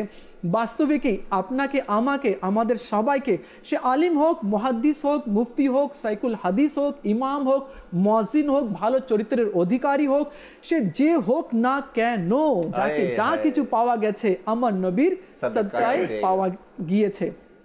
मैं तो मालिक ही कहूंगा, मैं तो मालिक ही कहूंगा कि हो मालिक के हबीब, यानी महबूब और मुहिब में नहीं मेरा तेरा। सुभान अल्लाह, सुभान अल्लाह। জি জাকির ভাই, আসলেই আল্লাহ তাবারক ওয়া তাআলা তার হাবিব সাল্লাল্লাহু তাআলা আলাইহি সাল্লামকে ভালোবেসে এত মহান মর্যাদা দান করেছেন, এত মহান চরিত্র দান করেছেন, যা পৃথিবীতে না ছিল, না আসছে, না থাকবে কখনো। জি, এত মহান চরিত্রের অধিকারী আমার নবীকে আল্লাহ তাবারক ওয়া তাআলা বানিয়েছেন। যেহেতু আজকে মহান চরিত্র, এই জন্য আবারও ওই হাদিসটা আবার টানার চেষ্টা করছি। জি, কি মা আয়েশা সিদ্দিকা রাদিয়াল্লাহু তাআলা আনহা যে বললেন কি তুমি কি কোরআন পড়ো না? কেউ এসে জিজ্ঞাসা করছে জি জি জি আমার নবীর চরিত্র সম্পর্কে, সাদ বিন হিশাম জি এসে জিজ্ঞাসা করলেন কি আমার নবীর চরিত্র সম্পর্কে কিছু বলেন। জি, তো মা আয়েশা সিদ্দিকা তৈয়বা তাহেরা রাদিয়াল্লাহু তাআলা আনহা বললেন কোরআন পড়েন, কোরআন পড়েন, পুরো কোরআনটাই যেন আমার নবীর চরিত্র। সুবহানাল্লাহ। যেখানে মা আয়েশা সিদ্দিকা রাদিয়াল্লাহু তাআলা আনহা আমার নবীর সংস্পর্শে থেকে আমার নবীর চরিত্র কেমন তিনি বুঝে গিয়েছেন, এজন্য কোরআনকে দলিল বানিয়েছেন, বলে কোরআন অধ্যয়ন করো, কোরআন পড়ো, কোরআন দেখো, পুরো কোরআনটাই যেন আমার নবীর চরিত্র মোবারক। সুবহানাল্লাহ। এখানে আমরা যারা নিজেকে ভালো সাজানোর চেষ্টা করি সমাজের মধ্যে, তো আমরা যেন একটু ফলো করি। এখানে আমরা যারা নিজেকে সমাজের মধ্যে নিজেকে ভালো সাজানোর চেষ্টা করি, তো আমরা যেন একটু ফলো করি কি আমার নবী সাল্লাল্লাহু আলাইহি সাল্লামের আখলাকে মোবারকা, উত্তম চরিত্র কোরআনের সাথে তুলনা করা হয়েছে। কি তোমরা কোরআনকে দেখো, কোরআনকে অধ্যয়ন করো, পুরো কোরআনটাই আমার নবীর চরিত্র। আর কোরআনও তো বলছে, কোরআনও বলছে, কোরআন নিজেই বলছে সুবহানাল্লাহ, সুবহানাল্লাহ। এবং নিশ্চয়ই আপনার চরিত্র তো মহা মর্যাদাময়, কোরআন বয়ান করতেছে। আচ্ছা, যার চরিত্র কোরআন বয়ান করে, রব বয়ান করছে, তাহলে কেমন হবে? তো আল্লাহ তাআলা তার মাহবুব সাল্লাল্লাহু আলাইহি ওয়াসাল্লামকে এমন বানিয়েছেন কি তার ঝলক দিয়ে আল্লাহ তাআলা সবাইকে মর্তবায় শান দান করেছেন। এটাই বলতেছিলাম আরমান ভাই, কি আমরা যারা সমাজের মধ্যে ভালো সাজার চেষ্টা করি, আমরা একটু চিন্তা করি যেখানে নবীর উত্তম চরিত্রের ব্যাপারে কোরআনের সাথে তুলনা এবং কোরআন বয়ান করছে সবচাইতে মহান চরিত্র আমার নবীর কাছে। তো আমার নবীর আখলাকে মোবারকা, আমার নবীর মহান চরিত্র, কখনো কি কোনো ব্যক্তির উপরে লাঠি উঠিয়েছেন আমার নবী? আজ আমি সমাজের সবচাইতে ভালো ব্যক্তি সাজার চেষ্টা করি, কিন্তু যেখানেই দাঁড়াই সেখানেই আমার হাতে লাঠি, মানুষের উপর অত্যাচার করি, জেনে বুঝে না জেনে যেভাবে হোক না কেন মুসলমানদের উপর অত্যাচার চালাচ্ছি আমি। তো আমার চরিত্র কোথায়, আমার নবীর চরিত্র কোথায়? যদি সেখান থেকে আমার নবীর চরিত্র থেকে হাজারো ফোঁটার এক ফোঁটাও যদি আমি পেয়ে থাকি, তবে আমার চরিত্র তো এমন হওয়ার দরকার ছিল না। আমার হাত, এই হাত দিয়ে মানুষের গালে চর মারি, এই হাত দিয়ে মানুষকে মারধর করি, এই জবান দিয়ে মানুষকে গালমন্দ করি, তো সেটা কেমন চরিত্র আমার? যে আমার নবীর চরিত্রের দিকে যদি একবার তাকাই, তো এখানে তো আমার তো একেবারে খামোশ হয়ে যাওয়ার কথা ছিল। কিন্তু আজ আমরা সমাজকে ধোঁকা দিচ্ছি আরমান ভাই, সমাজকে ধোঁকা দিচ্ছি যে নবীর গুণগান গাই বা যতটুকু পারি, আর মানুষকে ধোঁকা দিচ্ছি কি আমি সমাজের মধ্যে মহান চরিত্রের একজন ব্যক্তি সাজতে চাই। এমনটা যেন আমরা না করি। নবী করিম সাল্লাল্লাহু তাআলা আলাইহি সাল্লামের হায়াতে জিন্দেগির মধ্যে, অর্থাৎ জাহিরি হায়াতে মোবারকার মধ্যে এমন কথা কেউ বলতে পারবে না, এমন কোনো হাদিসে মোবারকা নেই যেখানে বলা আছে কি আমার নবী উমুককে শাসন করেছেন হাত তুলে, এমনটা কোথাও নেই। যদিও কেউ ভুল করেছে, মুচকি হেসে নবী তাকে ক্ষমা করে দিয়েছেন, তাকে মাফ করে দিয়েছেন, তাকে বিদায় করে দিয়েছেন। তো আমরাও যেন মানুষকে ধোঁকা না দিই, সমাজের মধ্যে সাধারণ মানুষকে যেন ধোঁকা না দেয়। আপনাদের পিছনে, আমাদের পিছনে হাজারো মানুষ কিন্তু ঘুরতেছে, কেননা আমরা দুই একটা ভালো কথা বলি আর এর মধ্যে একটা এমন কথা বলে দেই যে আমার পিছনে যারা আছে তাদের সবার ইমানটা নষ্ট হয়ে যায়, ইমানটা বরবাদ হয়ে যায়। এ কারণে বলি কি মানুষকে ধোঁকা দেওয়ার চেষ্টা যেন আমরা না করি। বাস উপরটা তো সাজিয়ে নিয়েছি, মাথায় পাগড়ি আছে, জুব্বা আছে, দাড়ি আছে, টুপি আছে, নামাজ আছে, তসবিহ আছে, সব আছে, কিন্তু একটা কথার কারণে পিছনে যারা আছে তাদের সবার ইমানটা নষ্ট হয়ে গেল। মানুষকে ধোঁকা দেওয়া, সমাজকে ধোঁকা দেওয়া ছেড়ে দেই। নবী পাক সাল্লাল্লাহু আলাইহি সাল্লামের মিলাদের মাস তওবা করি, আমার নবীর পথে ফিরে আসি। সুবহানাল্লাহ, যার অন্তরে ভয় হবে না, জি জি, আর যার আখিরাতের, কবরের, চিন্তা হবে, পুলসিরাতের, মিজানের, হিসাবের ভয় হবে। আজ একটি কথা বলছি জাকির ভাই, আপনি কথা তুলিয়ে দিয়েছেন। আর মদিনী চ্যানেলের দর্শকবৃন্দ, আমরা যখন কোনো কোম্পানিতে যাই, কোনো অফিসে যাই বা কোনো শপিং মলে যাই, তো সেখানে কি লাগা থাকে? CC camera. তো যখন সিসি ক্যামেরা আমরা দেখি, তো আমাদের চরিত্র, আমাদের বলা, আমাদের ধরা, আমাদের দেখা চলাটা একটু স্ট্যান্ডার্ড হয়ে যায়। তো দেখুন, সিসি ক্যামেরা লাগা থাকে তো আমরা ভয় করি কি যাতে কোনো ভুল আমার দ্বারা ধরা না পড়ে। কিন্তু আমাদেরকে বুঝতে হবে এটা তো হচ্ছে সিসি ক্যামেরা, কিন্তু আল্লাহ তাআলা দুইজন ফেরেশতা নিয়োগ করে দিয়েছে, কিরামান এবং কাতিবিন। তারা দেখছে, তারা অবলোকন করছে, তারা লিখছে, এবং এই লেখাটাই কিয়ামতের দিনে আমাদেরকে পড়ে শোনাতে হবে। তো এই জন্য যাতে আমরা কাউকে ধোঁকা না দিই, বিশ্বাসঘাতকতা না করি। আর আমার নবী সাল্লাল্লাহু আলাইহি ওয়াসাল্লাম বলেছেন, তোমরা দয়া করো, তোমাদের উপরে দয়া করা হবে। তো জাকির ভাই, আজকে নবী সাল্লাল্লাহু তাআলা আলাইহি ওয়াসাল্লামের চরিত্র নিয়ে, নবী সাল্লাল্লাহু আলাইহি ওয়াসাল্লামের আখলাক নিয়ে আলোচনা হচ্ছে। দেখুন, একটি ঘটনা আমি বলতে চাচ্ছি। এক অমুসলিম মহিলা ছিল, তার এক বাচ্চা ছিল। সে বাচ্চা এর একটু একটু জ্ঞান আসলো, সে ভালো মন্দ বুঝতে শুরু করলো। সে দেখলো তার মায়ের যে পরনের কাপড় আছে সেটা ছিঁড়ে গেছে, পুরাতন হয়ে গেছে। তো বলছে, মা তোমার কাছে কি আর কোনো কাপড় নেই? না বেটা, আমার আর কোনো কাপড় নেই। আচ্ছা ঠিক আছে, তুমি অনুমতি দাও, আমি চাচার কাছে যাই আর গিয়ে তোমার জন্য কাপড় নিয়ে আসি। না বাবা, যেও না, সে দিবে না, হয়তো অপমান করবে তোমাকে। না মা, চাচা তো যাই, কারণ তোমার এই অবস্থা দেখে আমাকে ভালো লাগছে না, আমার কান্না পাচ্ছে। সে তার চাচার কাছে গেল আর বলল, চাচা আমার মায়ের পরনে কাপড় নেই, পুরাতন হয়ে গেছে, সেটা ছিঁড়ে গেছে, নষ্ট হয়ে গেছে, আমার দুঃখ লাগছে, আপনি তো আমার চাচা আছেন, আপনি একটা কাপড় আমাকে দিন যাতে করে আমার মাকে পরাতে পারি। তো তার চাচা তাকে তাড়িয়ে দিল, অপমান করলো, যা এখান থেকে, আর কোনো কাজ পাসনি, আর কোনো কাজ তুমি পাওনি, আমার কাছে এসেছো, যাও এখান থেকে। সে কাঁদতে কাঁদতে চলে আসলো। কি হলো? চাচা তো আমাকে তাড়িয়ে দিয়েছে। আচ্ছা। কিছুক্ষণ পর এক ব্যক্তি ওই বাচ্চাকে বলল, তুমি হারামে চলে যাও, মক্কাতে, সেখানে একজন নূরওয়ালা চেহারাদারি ব্যক্তি আছে, তার দরবারে যে যায় সে কখনো খালি হাতে ফিরে আসে না, তুমি তার কাছে যাও। কিন্তু হ্যাঁ, মনে রেখো তার ধর্ম কিন্তু অন্য আছে, মনে রেখো। ঠিক আছে, আমি যাব, কিন্তু আগে ওয়াদা নিয়ে নিব আর বলবো আমি আপনার ধর্মে আসবো না। তো মায়ের কাছে গেল, বলো, মা হারামে একজন নূরওয়ালা চেহারাওয়ালা ব্যক্তি আছে, তার কাছে যে যায় সে কখনো খালি হাতে ফিরে আসে না, তুমি অনুমতি দাও আমি তার কাছে যাই, কিন্তু হ্যাঁ তার ধর্ম অন্য আছে, আমি শুনেছি যে তাকে দেখে সে তার ধর্মে চলে আসে। বলো, না বাবা যেও না। না মা, আমি যাব, কিন্তু আগে ওয়াদা আমি নিয়ে নিব। ঠিক আছে। সে বাচ্চা গেল হারামে কাবাতে, আমার নবী সাল্লাল্লাহু আলাইহি ওয়াসাল্লামের দেখা পেল আর বলল, আগে আমি আপনাকে একটা কথা বলে দিচ্ছি, আমি আপনার ধর্মে আসব না। তো আমার নবী সাল্লাল্লাহু আলাইহি ওয়াসাল্লাম বললেন, আচ্ছা বলো তো কি হয়েছে, কেন এসেছো? বলে, আমার মায়ের পরনে কাপড় নেই।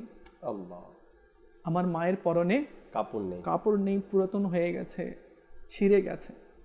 আমার নবী সাল্লাল্লাহু আলাইহি ওয়াসাল্লাম যখন শুনলেন, তো সঙ্গে সঙ্গে, সেকেন্ডও দেরি করলেন না, সঙ্গে সঙ্গে নিজের চাদর তুলে, রহমতওয়ালা চাদর তুলে তাকে দিয়ে দিলেন, যাও তোমার মাকে দিয়ে দাও। সে দৌড় দিয়ে গেল, খুশি হয়ে গেল, আমার মাকে আমি কাপড় পরাতে পারবো।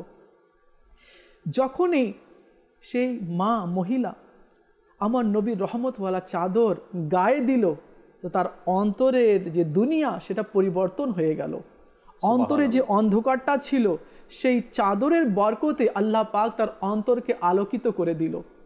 এরপর সে বলতে লাগলো কি, না বাবা, এখন তো ধর্ম পরিবর্তন করতেই হবে, কেননা তার চাদরের আলোয় আমার অন্তর আলোকিত হয়েছে, চলো তার দরবারে যাই আর মুসলমান হয়ে যাই। তো মেরে করিম সে গর কতরা কিসি নে মাঙ্গা, দরিয়া বাহা দিয়ে হ্যাঁ, দুর্বে বাহা দিয়ে হ্যাঁ, সবচেয়ে বড় সম্পদ দান করলেন কি, ঈমানের দৌলত সে পেয়ে গেল। তো আমার নবী সাল্লাল্লাহু আলাইহি ওয়াসাল্লামের সুন্দর আখলাক, সুন্দর ব্যবহারের কারণে অনেক লোকের ঈমান নসিব হয়ে গেল। অনেক লোক বলতে কি, মশরিক ও মাগরিব, শুমাল ও জুনুবে যত মানুষ আছে পুরো দুনিয়াতে ইসলামের আলো পৌঁছে গিয়েছে। ওমর বিন আব্দুল আজিজ রাদিয়াল্লাহু তাআলা আনহুর যে উত্তরসূরি, জি, ওমর বিন আব্দুল আজিজ রাদিয়াল্লাহু তাআলা আনহু এমন একজন ব্যক্তিত্ব, মাকতাবাতুল মদিনা তার জীবনী নিয়ে কিতাবও বের করেছেন, জি, ওমর বিন আব্দুল আজিজ। তো তার ব্যাপারে এসেছে কিতাবের মধ্যে আরমান ভাই, তিনি তো আমার নবী সাল্লাল্লাহু আলাইহি সাল্লামের গোলামের গোলাম। তো একবার ওলামা ইকরাম এসেছেন ওমর বিন আব্দুল আজিজ রাদিয়াল্লাহু তাআলা আনহুর সাথে পরামর্শ করার জন্য, বা কোনো কথা বলার জন্য। তো সব ওলামা ইকরাম বসা আছে, ওমর বিন আব্দুল আজিজ রাদিয়াল্লাহু বসা আছে। একজনে বললেন পানির দরকার, পানি পান করব। তো ওই এমন অনেক রাত হয়ে গিয়েছে, যে খাদেম ছিল সে আরাম করতে চলে গিয়েছে। ওমর বিন আব্দুল আজিজ রাদিয়াল্লাহু তাআলা আনহু নিজে উঠে দাঁড়ালেন। সামনে যারা ওলামা ইকরাম ছিল তারা বলেন, কি হুজুর আপনি কেন উঠছেন?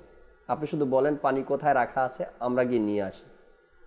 বলেন না, তোমরা বসো, আমি যাই। তিনি গেলেন, পানি নিয়ে আবার আসলেন, এসে সবাইকে পানি দিলেন, যাদের পানি প্রয়োজন পানি দিলেন।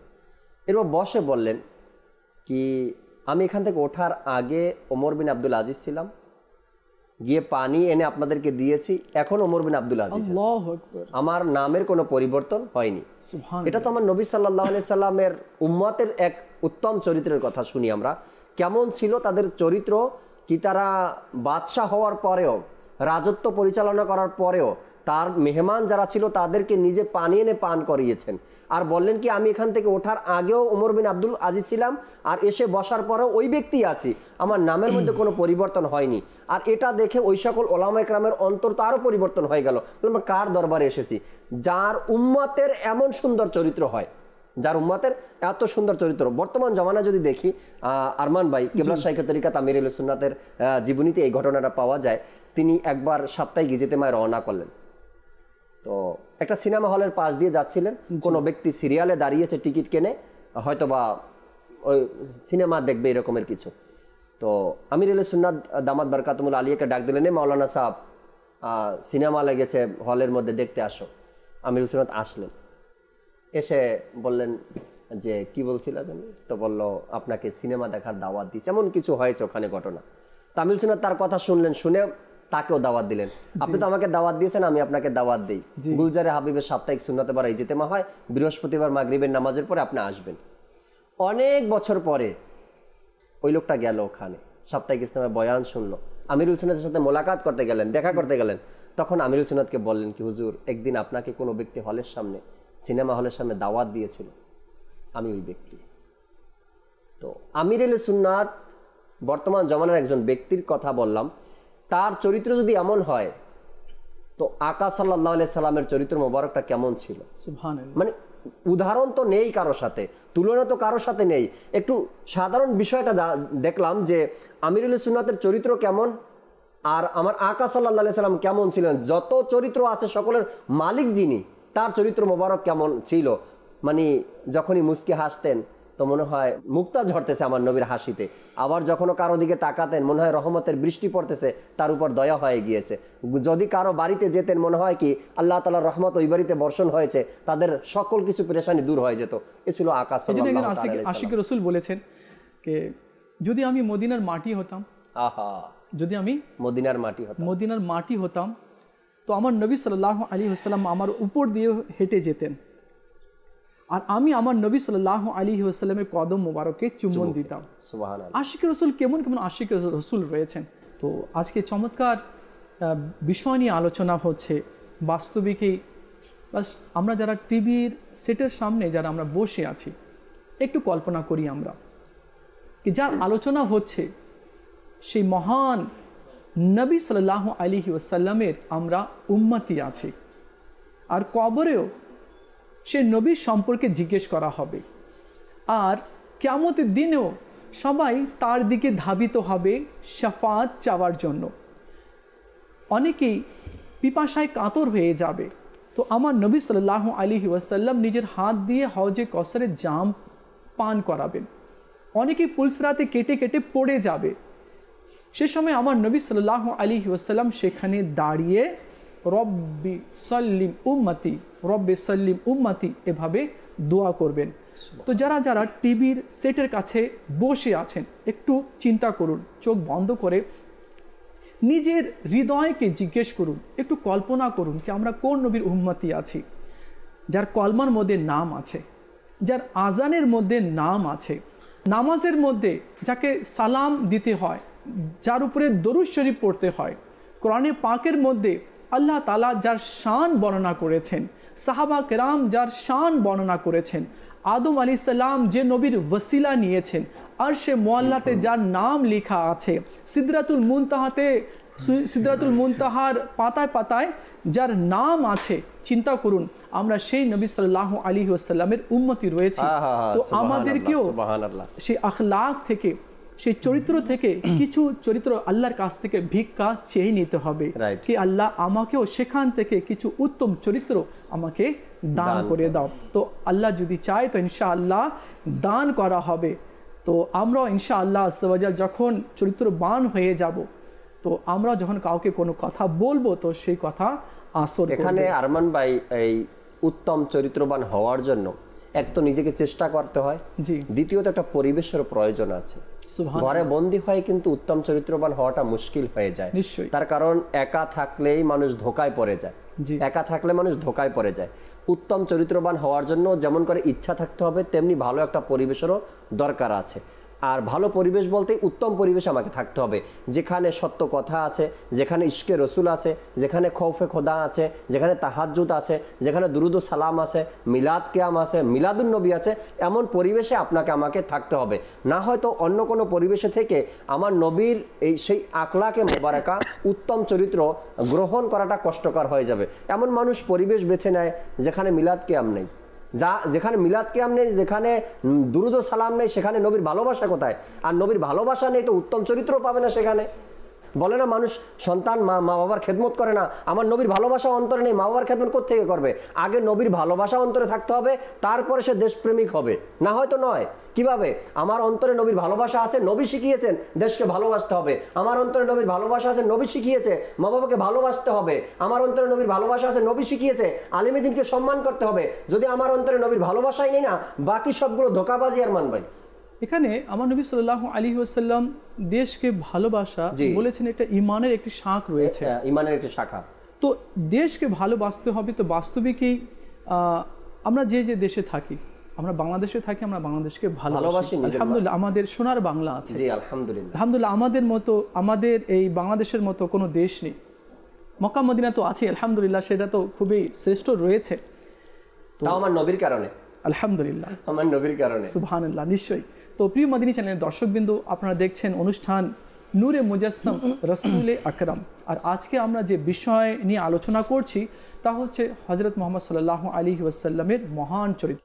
ও গো নবী তোমার আখলাক অপরূপ, ও গো নবী তোমার আখলাক অপরূপ, সুন্দর অতি সুন্দর মোর নূর নবী ওই রূপ, ও গো নবী তোমার আখলাক অপরূপ, ও গো নবী তোমার আখলাক অপরূপ।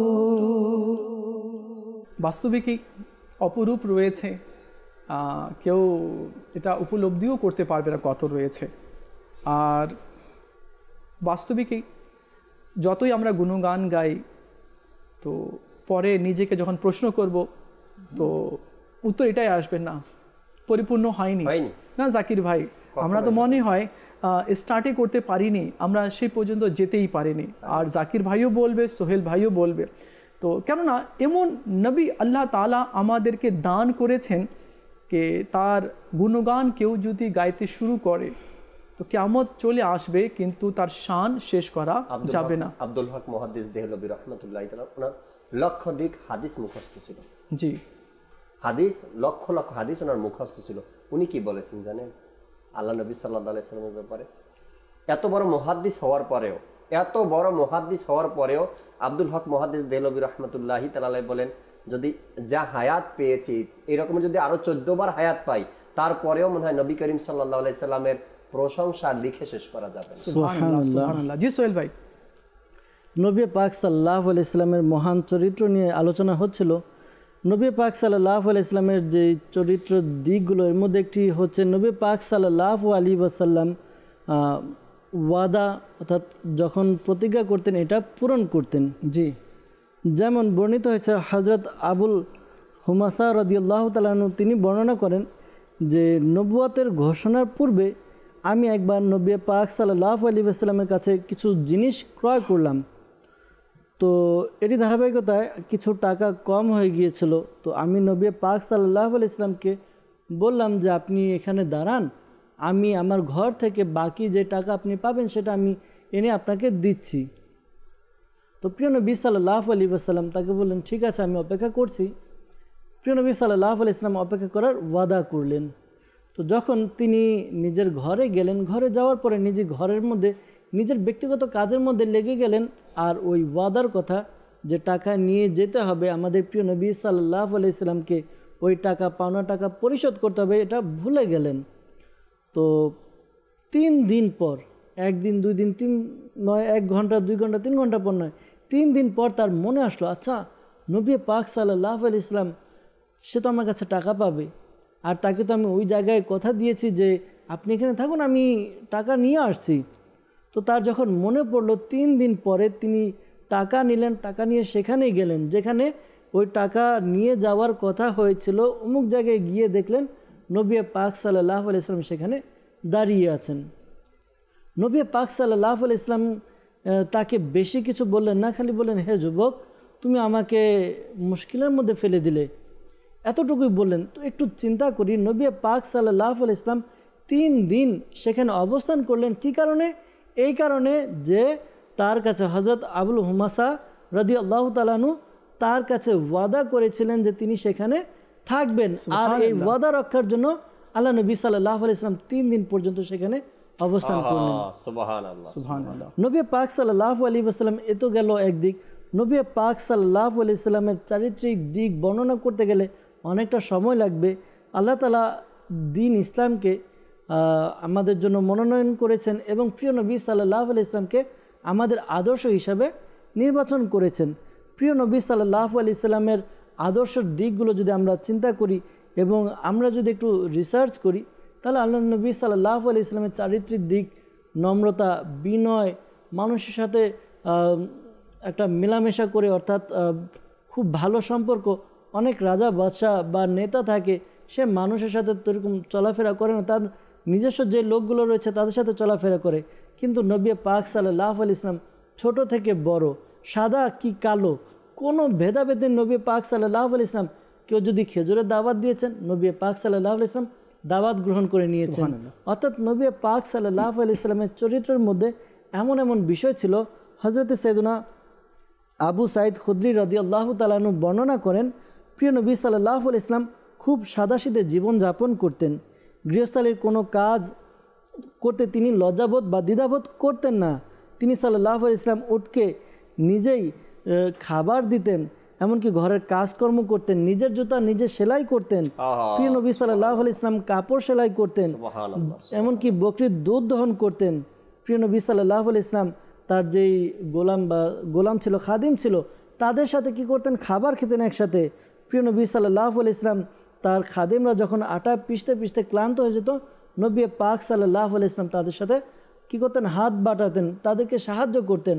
আমরা এমনও দেখেছি যুদ্ধের ময়দানে যখন প্রিয় নবী সাল্লাল্লাহু আলাইহি ওয়াসাল্লাম এক একজনকে এক একটি জিম্মাদারি দিলেন কাজ করার জন্য যুদ্ধের ময়দানে, নবী পাক সাল্লাল্লাহু আলাইহি ওয়াসাল্লাম নিজের জিম্মায় কিছু কাজ নিয়ে নিলেন। অর্থাৎ এমন নয় যে নবী পাক সাল্লাল্লাহু আলাইহি ওয়াসাল্লাম নেতা তো বসে বসে অর্ডার করবেন, এমন নয়। নবী পাক সাল্লাল্লাহু আলাইহি ওয়াসাল্লাম সর্বসাধারণের সাথে, সাহাবায়ে কিরামের সাথে মিলে কাঁধে কাঁধ রেখে তারপর কাজ করেছেন। নবী পাক সাল্লাল্লাহু আলাইহি ওয়াসাল্লামের জীবনী একেবারে সাদাসিধে এবং খুবই সহানুভূতিশীল এবং দয়াদ্র চরিত্রের ছিলেন। প্রিয় নবী সাল্লাল্লাহু আলাইহি ওয়াসাল্লাম সবসময় হাসি মুখে কথা বলতেন। আর যখনই বলতেন কখনো মিথ্যা কথা বলেননি, মিথ্যা কথা তো প্রশ্নই আসে না। প্রিয় নবী সাল্লাল্লাহু আলাইহি সাল্লাম খুবই বিনয়ী স্বভাবের ছিলেন। প্রিয় নবী সাল্লাল্লাহু তাআলা আলাইহি ওয়াসাল্লামের বিছানা যদি আমরা দেখি, প্রিয় নবী সাল্লাল্লাহু আলাইহি সাল্লাম এত সাদাসিধে জীবন যাপন করতেন। প্রিয় নবী সাল্লাল্লাহু আলাইহি সাল্লাম চাটায়ে ঘুমাতেন। তো এমন ছিল আমাদের নবী পাক সাল্লাল্লাহু আলাইহি ওয়াসাল্লাম। আমার নবী সাল্লাল্লাহু তাআলা আলাইহি ওয়াসাল্লাম এর মহান চরিত্রের ব্যাপারে দেখেন, ইনি হচ্ছেন আমাদের নবী সাল্লাল্লাহু আলাইহি ওয়াসাল্লাম হচ্ছেন ইমামুল আম্বিয়া। ইমামুল আম্বিয়া হচ্ছেন, এর পরেও যখন কোনো কালো গোলাম দাওয়াত দিত, আমার নবী তার বাড়িতে যেতেন, বসতেন তাদের মাঝে বসে তাদের সাথে খাবার খেতেন। আচ্ছা, যারা গরিব থাকতো, মিসকিন থাকতো, তাদের মাহফিলে যেতেন, তাদের সাথে কথা বলতেন, পরামর্শ আল্লাহ নবী সাল্লাল্লাহু তাআলা আলাইহি ওয়াসাল্লাম করতেন। তো নবী সাল্লাল্লাহু আলাইহি ওয়াসাল্লাম কাউকে ছোট্ট মনে করেননি, তুচ্ছ মনে করে নবী সাল্লাল্লাহু আলাইহি ওয়াসাল্লাম কাউকে কখনো তাড়িয়ে দেননি। নবী সাল্লাল্লাহু আলাইহি ওয়াসাল্লাম সবাইকে সম্মান দিয়েছেন। আমাদের উচিত হবে যাতে করে আমরাও সবাইকে সম্মান দিই। আর নবী সাল্লাল্লাহু আলাইহি ওয়াসাল্লামের মহান চরিত্রের যে ইতিহাস রয়েছে, যে ঘটনাগুলো রয়েছে, নবী সাল্লাল্লাহু আলাইহি ওয়াসাল্লামের যে মহান চরিত্র রয়েছে, সেখান থেকে আল্লাহ তাআলার দরবারে আরজ করি যাতে করে আল্লাহ তাআলা সেখান থেকে এক ফোঁটা আমাদেরকেও দান করে দিক, যাতে আমরাও কারোর সাথে কথা বলি সে যাতে খুশি হয়ে যায়, আমাদের কথা থেকে কেউ যাতে কষ্ট না পায়। জাকির ভাই, সময় খুবই কম রয়েছে, 2-3 মিনিট রয়েছে, আপনি কিছু বলবেন? আল্লাহ যেটা বলছিলেন আপনি, কি আল্লাহ তাবারক ওয়া তাআলা আমাদেরকেও এমন বানিয়ে দিক কি আমাদের কথা যেন এমন হয় মানুষ যেন কষ্ট না পায়। হুজুর করিম সাল্লাল্লাহু তাআলা আলাইহি ওয়াসাল্লাম যখন এই ঘটনাটি যখন কিতাবে পড়ি আরমান ভাই, তখন মাঝে মধ্যে ভাবি যে আমরাও তো তার উম্মতি, আমরা কিভাবে জীবনযাপন করি, আর হুজুর সাল্লাল্লাহু আলাইহি সাল্লামের জীবনযাপনের ধরন কেমন ছিল। নবী করিম সাল্লাল্লাহু আলাইহি সাল্লামের ওই ঘটনাটা যে তিনি খেজুর গাছে পানি দেওয়ার জন্য নিলেন, তো রশি ছিঁড়ে বালতি কুয়ার মধ্যে পড়ে গেলেন। যে মালিক ছিল ওই বাগানের সে আসলো, এসে খুব রেগে গেল, আর আল্লাহ তাআলার পানা নবী করিম সাল্লাল্লাহু আলাইহি সাল্লামের নুরানি চেহারা মোবারকে হাত উঠালেন। হুজুর সাল্লাল্লাহু আলাইহি সাল্লাম কিছু প্রতিবাদ করলেন না, এখানে কিছু বললেন না, প্রতিবাদ করলেন না, এভাবে ছেড়ে দিলেন তাকে। আজ যদি আমরা ভুল করি আর আমাদের ভুলের পরে যদি কোনো ব্যক্তি আমাদেরকে শাসন করতে আসে, তো সেটা আমাদের কাছে ভালো লাগে না। আমাকে কেন শাসন করতে আসবে? আমরা যদি কোথাও অন্যায় করি তো অন্যায় থেকে সেখান থেকে বাঁচার জন্য বড় ভাইদের কাছে যাই, নেতা কারা আছে তাদের কাছে যাই, যাতে করে আমি এখান থেকে বেঁচে যাই। এরপরে যদি আমাদের দ্বারা কোনো ভুল হয় তো মিথ্যা বলে দেই। যদি আমরা কোনো ভুল করি তো আমরা সেটাকে গোপন করার চেষ্টা করি।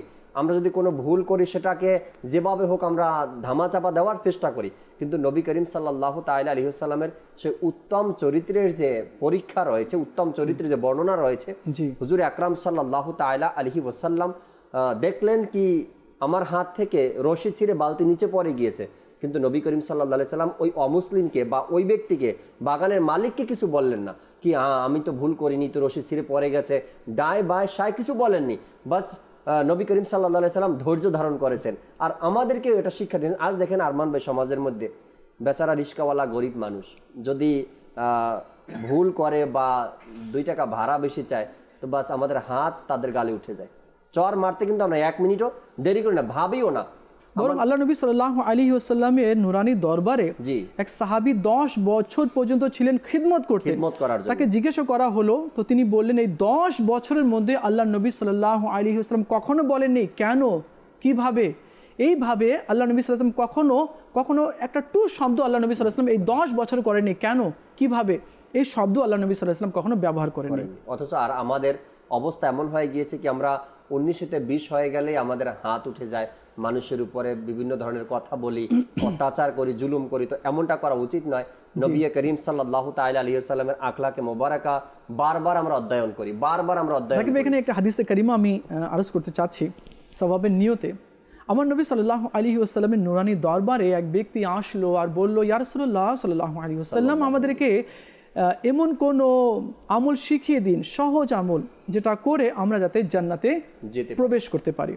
আল্লাহ নবী সাল্লাল্লাহু আলাইহি ওয়াসাল্লাম ইরশাদ করলেন, যখন তোমাকে কেউ সালাম দেয় তো তুমি সালামের উত্তর দিবে, আর ক্ষুধার্তকে খাবার খাওয়াবে, আর মানুষের সাথে ভালো ব্যবহার করবে। আর মানুষেরা রাত্রে যখন ঘুমিয়ে পড়ে সেই সময় তুমি রাত্রে উঠে নামাজ পড়বে, তো আল্লাহ তাআলা তোমার জন্য জান্নাত সহজ করে দিবে। সুবহানাল্লাহ, সুবহানাল্লাহ। মদিনী চ্যানেলের দর্শকবৃন্দ, আপনারা দেখছেন অনুষ্ঠান নূরে মুজাসসাম রাসূল আকরাম। আর আজকে আমরা হুজুর সাল্লাল্লাহু আলাইহি ওয়াসাল্লামের উত্তম চরিত্র নিয়ে সংক্ষিপ্ত আকারে আলোচনা করার চেষ্টা করেছি। পরিপূর্ণভাবে পৌঁছতে আমরা পারিনি, আর কখনো পারবো না। তো আল্লাহ তাআলা নবী সাল্লাল্লাহু আলাইহি ওয়াসাল্লামের উত্তম চরিত্রের মধ্যে থেকে এক ফোঁটা আমাদের সবাইকে আল্লাহ তাআলা দান করে দিক, যাতে আমাদের বলা, আমাদের শোনা, আমাদের ব্যবহার যাতে ভালো হয়ে যায়। আগামীকাল দেখা হবে ইনশাআল্লাহ আজ্জা ওয়া জাল ঠিক এই সময়। আশা করছি আমাদের সঙ্গেই থাকবেন। দেখতে থাকুন মদিনী চ্যানেল। সাল্লু আলাল হাবিব সাল্লাল্লাহু তাআলা আলা মুহাম্মদ সাল্লাল্লাহু আলাইহি ওয়াসাল্লাম। এসেছেন ওই নূরওয়ালা, যার নূরে সৃষ্টি সবই, যার নূরে আলোকিত হলো অন্ধকারে পৃথিবী।